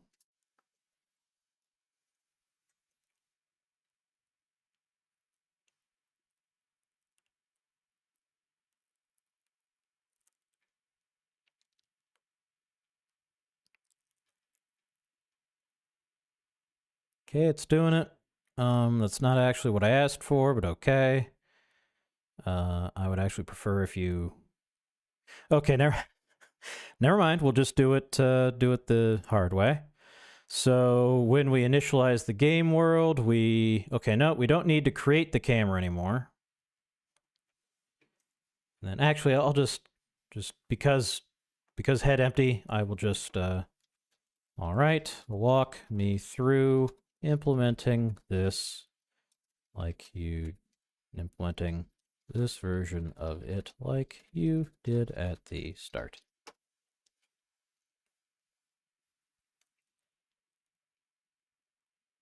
So, but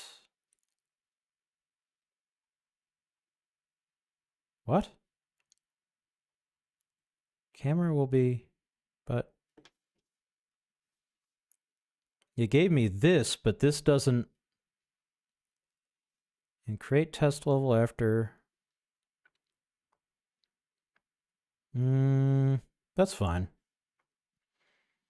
In play, I mean, I don't know if I like that. Yeah, that's fine.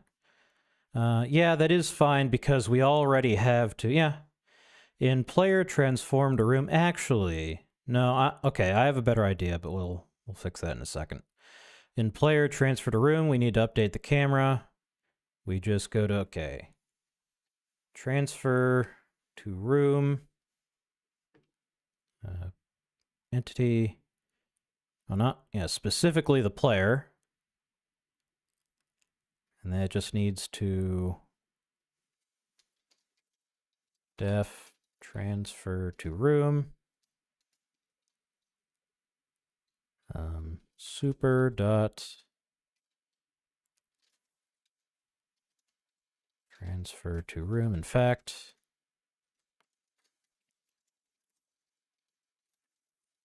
just pass through.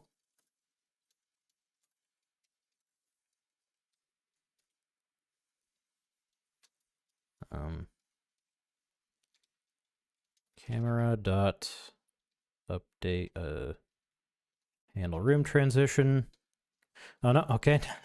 Never mind, we can't just pass it through like that. Never mind. How is he saying to do it? Camera dot handle room transition. Self dot parent room. New room transform. And then return super dot transfer to room. New room edge. Which the whole edge IDX thing needs to be removed. Transform. There we go. In fact, let's just do that right now. Because that's one of the things we added when we were trying to debug, and we don't need it anymore.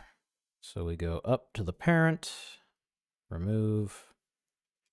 Then we can also remove all these debug prints.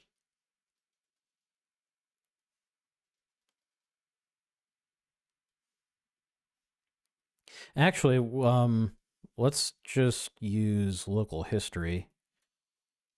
Local history, because I want to keep all those comments. Local history, show history for selection.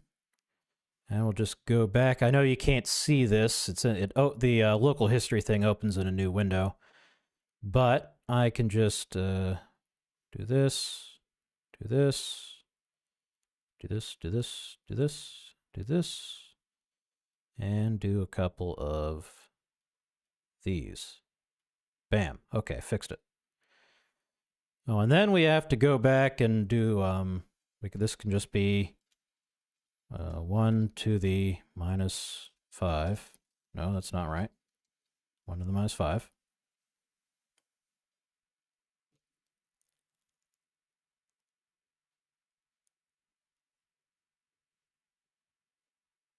Yeah, okay.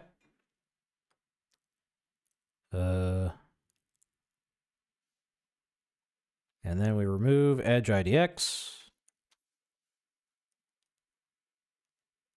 And then we remove this, so we don't add the edge IDX in the first place. And just double check. Yep, we actually didn't need it. I was correct. For a second, I was worried that I was actually wrong and we did need it, but we don't. And then, okay, the player updates the camera when he moves between rooms. That's good. In the main game loop, we need to... Oh, hold on. Yeah, my throat's starting to die on me, so we'll have to call it pretty soon, but I want to get this working first. In main, and then we'll have to eventually get this loop out of main, but that's fine. And he's saying just before the player update or after the player update, we update the camera.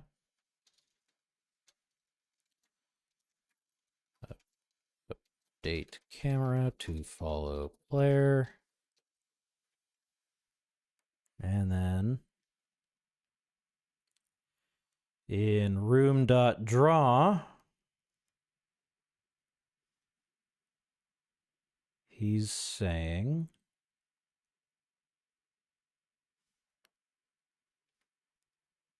center transform.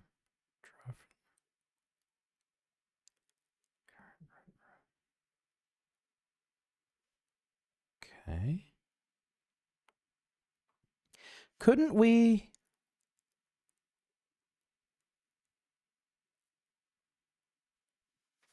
Hold on. Couldn't we instead just pass the camera rotation into world.root room.draw in the main loop instead of adding?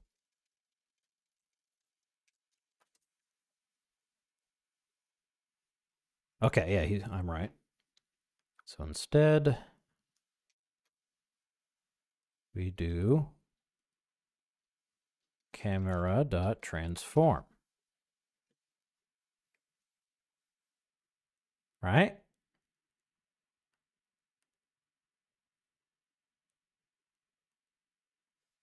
Okay, I think this should just work now. Uh-huh. Well, it does work, but okay, it is working. It's just that the player is in the top left corner and not the center.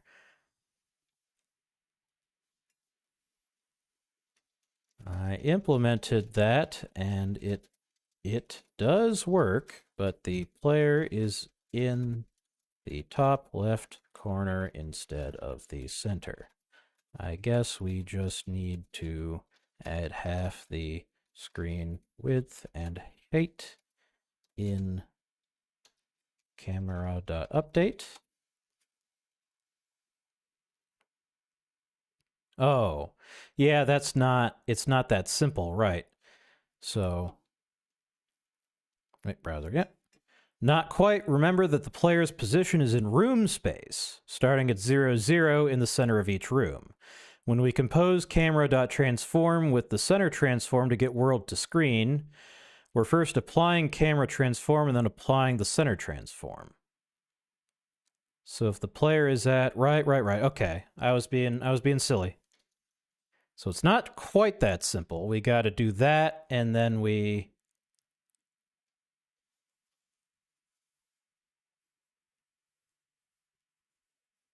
Hold on. Okay, wait, now I'm confusing both myself and the robot, so hold on. Can we implement it such that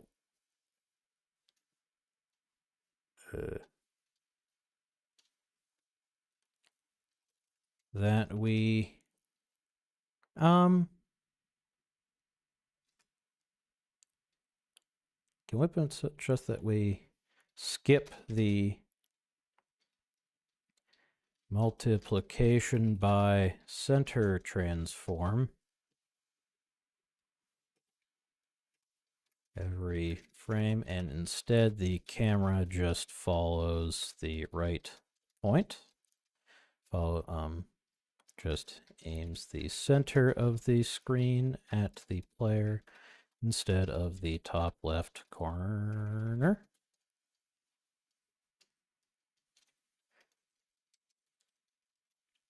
Before calling root room.draw.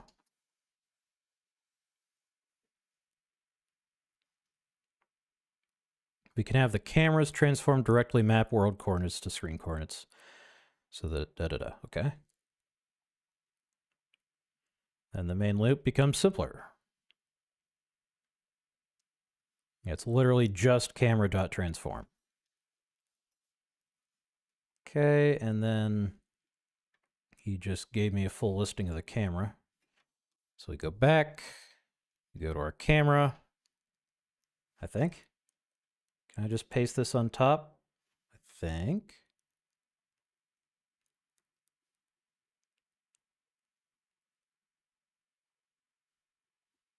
And then I compare.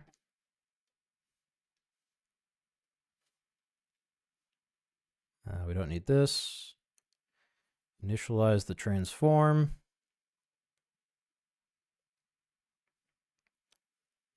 Get camera position where in world space the camera is looking. I actually don't want that. I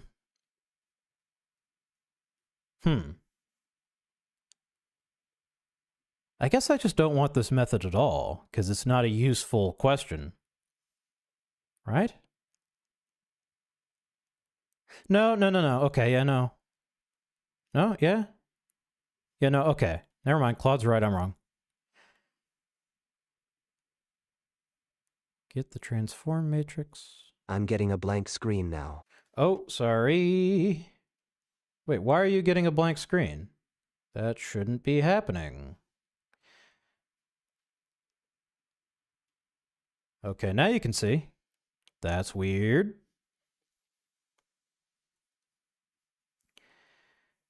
Class method, get view transform. No problem.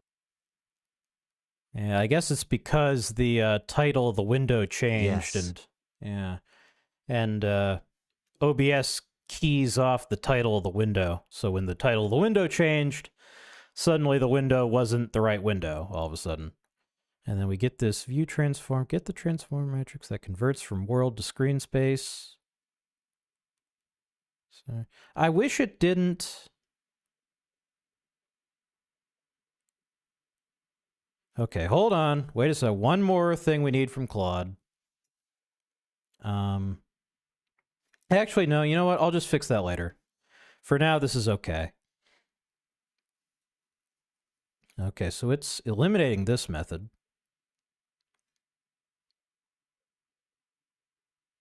Order change to transform the screen transform. What? Oh, yeah. Get current look at point. Positive movement because we're moving the world under the camera. Order matters, we're transforming screen space. Okay. Does this work? No. Does it at least? God damn it. Okay, why doesn't it work? Did we forget to pass the,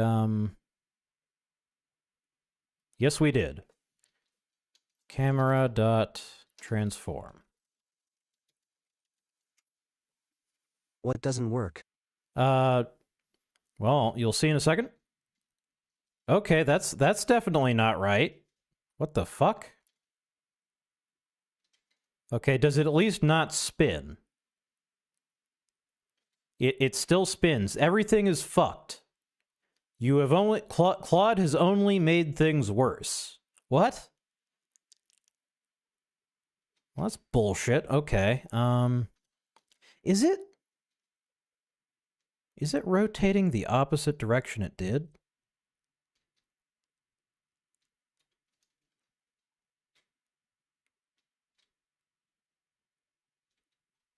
I feel like I have not actually fixed anything by doing this. I have only made things worse. What? What the hell? Okay. So what exactly is happening?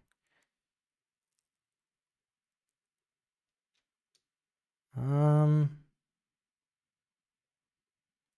thing is, I'm not sure how to describe what's happening to Claude because I don't really understand. It's just weird. So when I move up, it really feels like it's just doing the opposite of what it's supposed to. So that's probably just a sign error somewhere. I implemented this, and it seems to be doing the opposite of what it's supposed to. The rotations still happen. And let me just double check that it... Okay. Let's see. The pentagon triangle combo are at the bottom.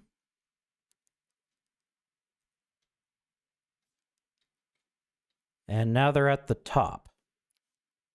Okay, so they went from... After the move, the triangle is at the top.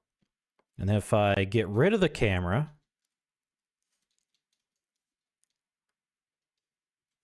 After the move, the triangle is still at the top, so the rotation is the same. Wait, I didn't get rid of the camera. Okay, hold on. Right, I didn't hit Control Z enough times.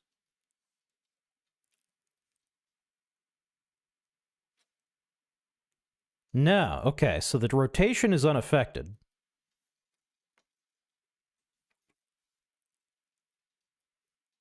I implemented this and it doesn't work at all. The world seems to be... Well, let's... Did it appear to be tracking the player or kind of avoiding the player?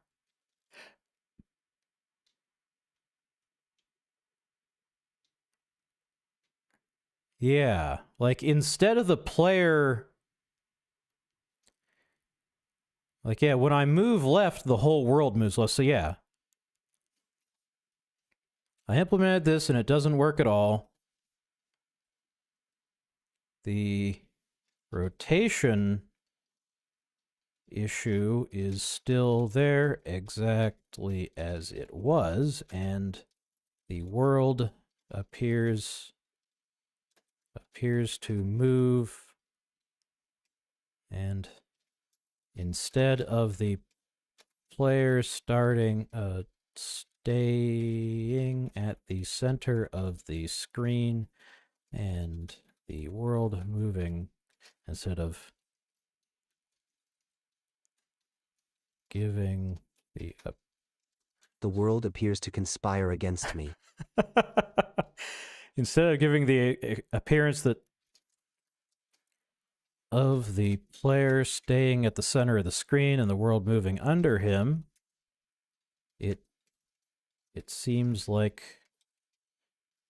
the world moves the direction the player moves. It seems like you... Why is the identify the mistake.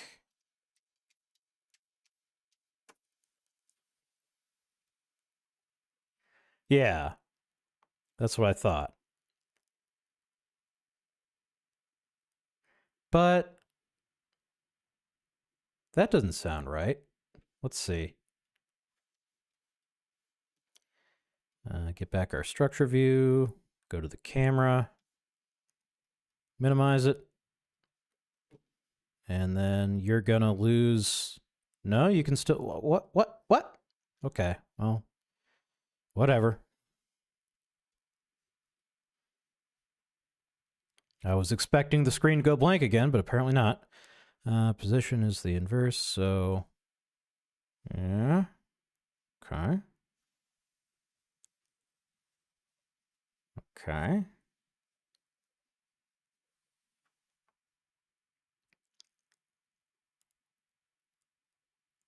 It doesn't sound right, but I think you should check what that's gonna do, lol.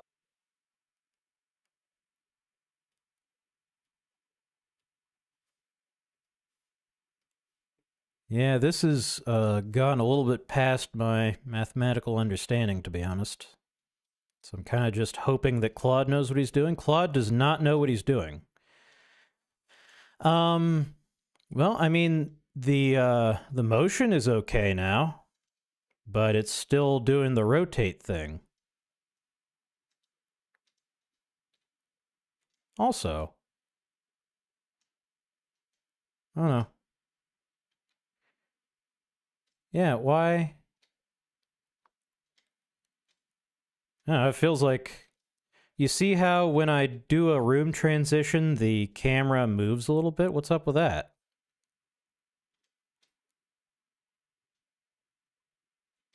Why? Hold on. Also,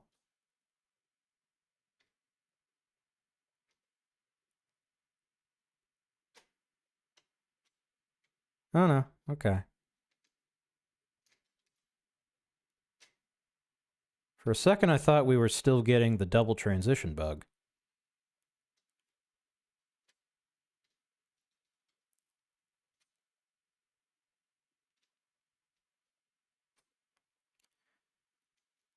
Like, okay.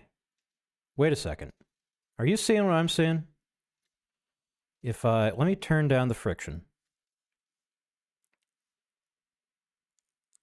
Player, update, friction,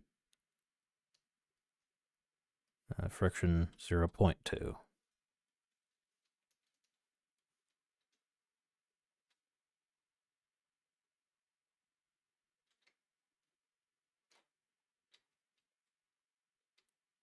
That was a double transition there. What's happening? Maybe not? No. No, it's because I was holding down the key. Okay, that's fine. Wait. Wait a second. Wait. Yeah, it's just because I was holding down the key. Okay.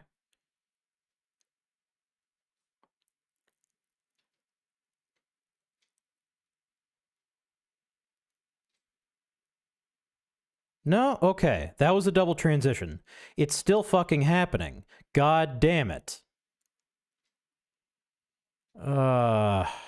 It doesn't help the game runs at such low FPS.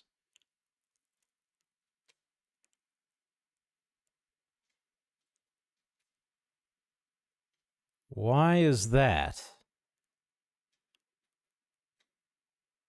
Now I can't get it to do it.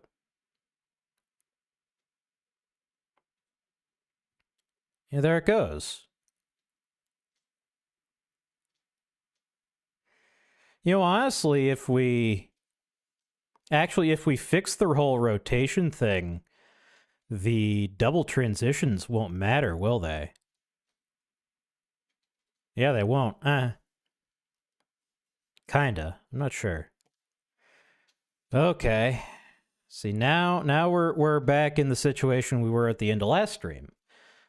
Okay, that fixed movement, but the rotation is still, but the World still gives the appearance.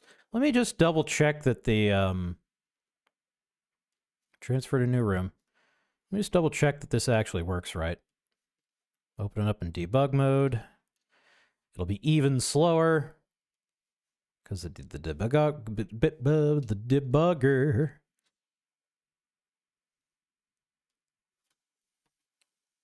Okay, I know you can't. Can I hide this? No, that's the wrong thing. There we go. So no, the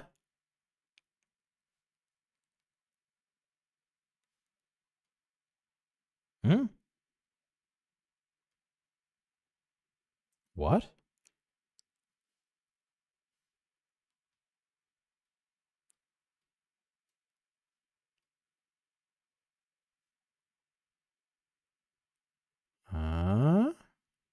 What was that?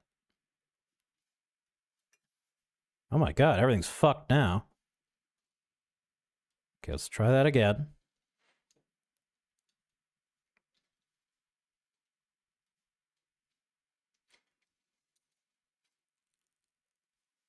Okay. So new room dot room number is 2. Self dot parent room dot room number is 1. So old room and new room are different. If class dot target room equals old room, what is target room? None. Oh. Well,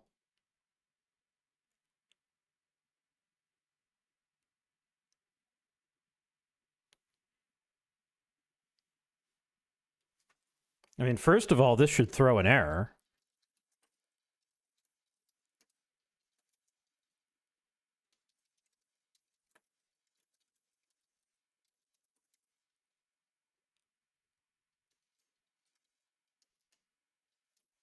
To new room, but it thinks the current room is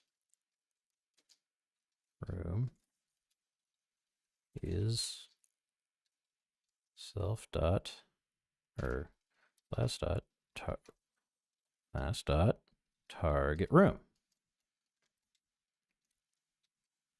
Okay, and then why is the camera?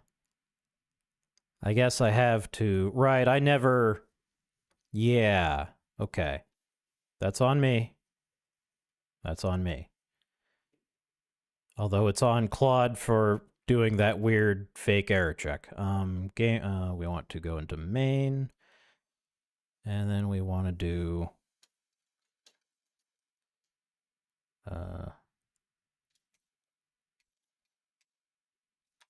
camera dot target room equals world dot layer dot parent room. Okay, does that make it actually work?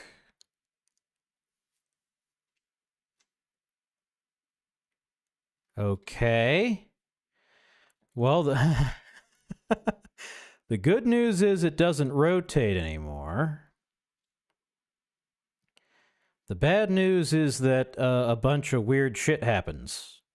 But we did fix the rotation. It's just we have other bugs. Oh boy. That's definitely not good.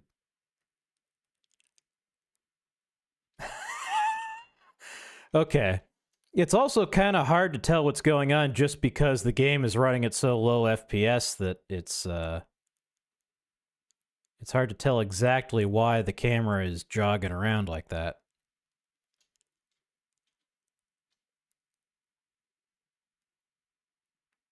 I can't see. Oh, sorry. Yeah, there we go. Visual medium. Oh, okay. We just left the world. Oh boy. Okay.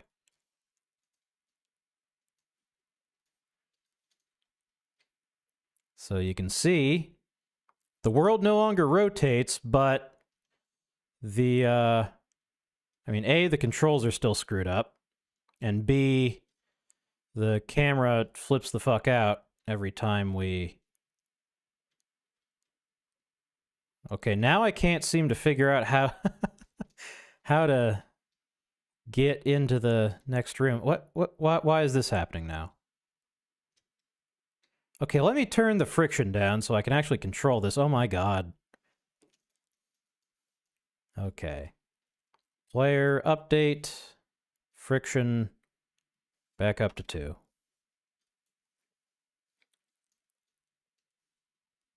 And then we head down. And there we go. Oh, yeah, okay. See, the controls are still messed up.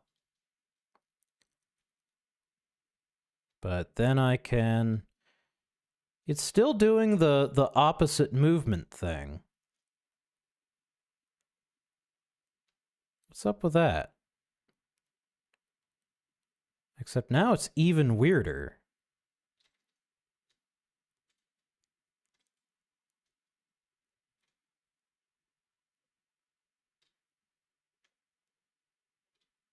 Okay, the camera didn't jog like that, like it used to. Yeah. So it's not spinning the world, but it is still really weird. And the controls are fucky wucky. So yeah, I mean, huh. Man, I'm just confused now. I don't fully understand how this could even be happening.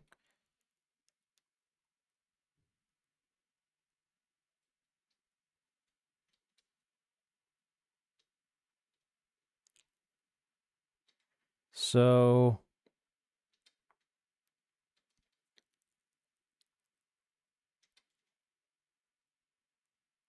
what exactly is happening?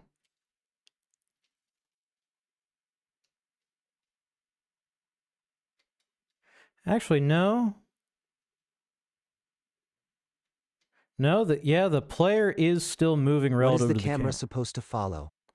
The camera is supposed to follow the player. The player character is supposed to stay right in the center of the screen.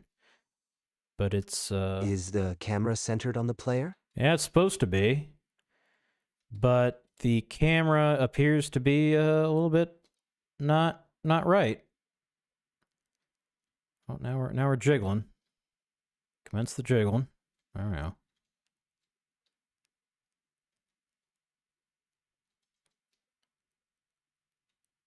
Like, okay, let me... Where actually is the center of the player? It's about here. It is moving. I'm not crazy. And yet it moves. It's not move. Oh yeah, I mean it's moving quite a bit, really.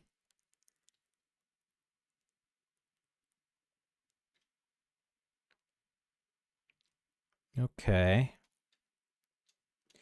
Well, I have a bunch of other crap I need to do today, so we will call this a partial victory, and I will solve the rest of the remaining camera issues off stream, and then hopefully in the next tech stream, if the next tech stream is still this game, which I think it will be, we will be able to implement actual game mechanics. But until then, I will see you next time. Thank you for coming out, and let me look for somebody to raid. Let's see here. Twitch.tv. We got Bagstert again. We got anybody? No? Great stream. Yeah. I appreciate you coming out. I know you kind of mostly followed for XCOM files, so I appreciate you taking time out to also watch the, tech streams. Yeah, let's just do Bagstert again. All right. Have fun with the bag, man. Raid, Bagstert.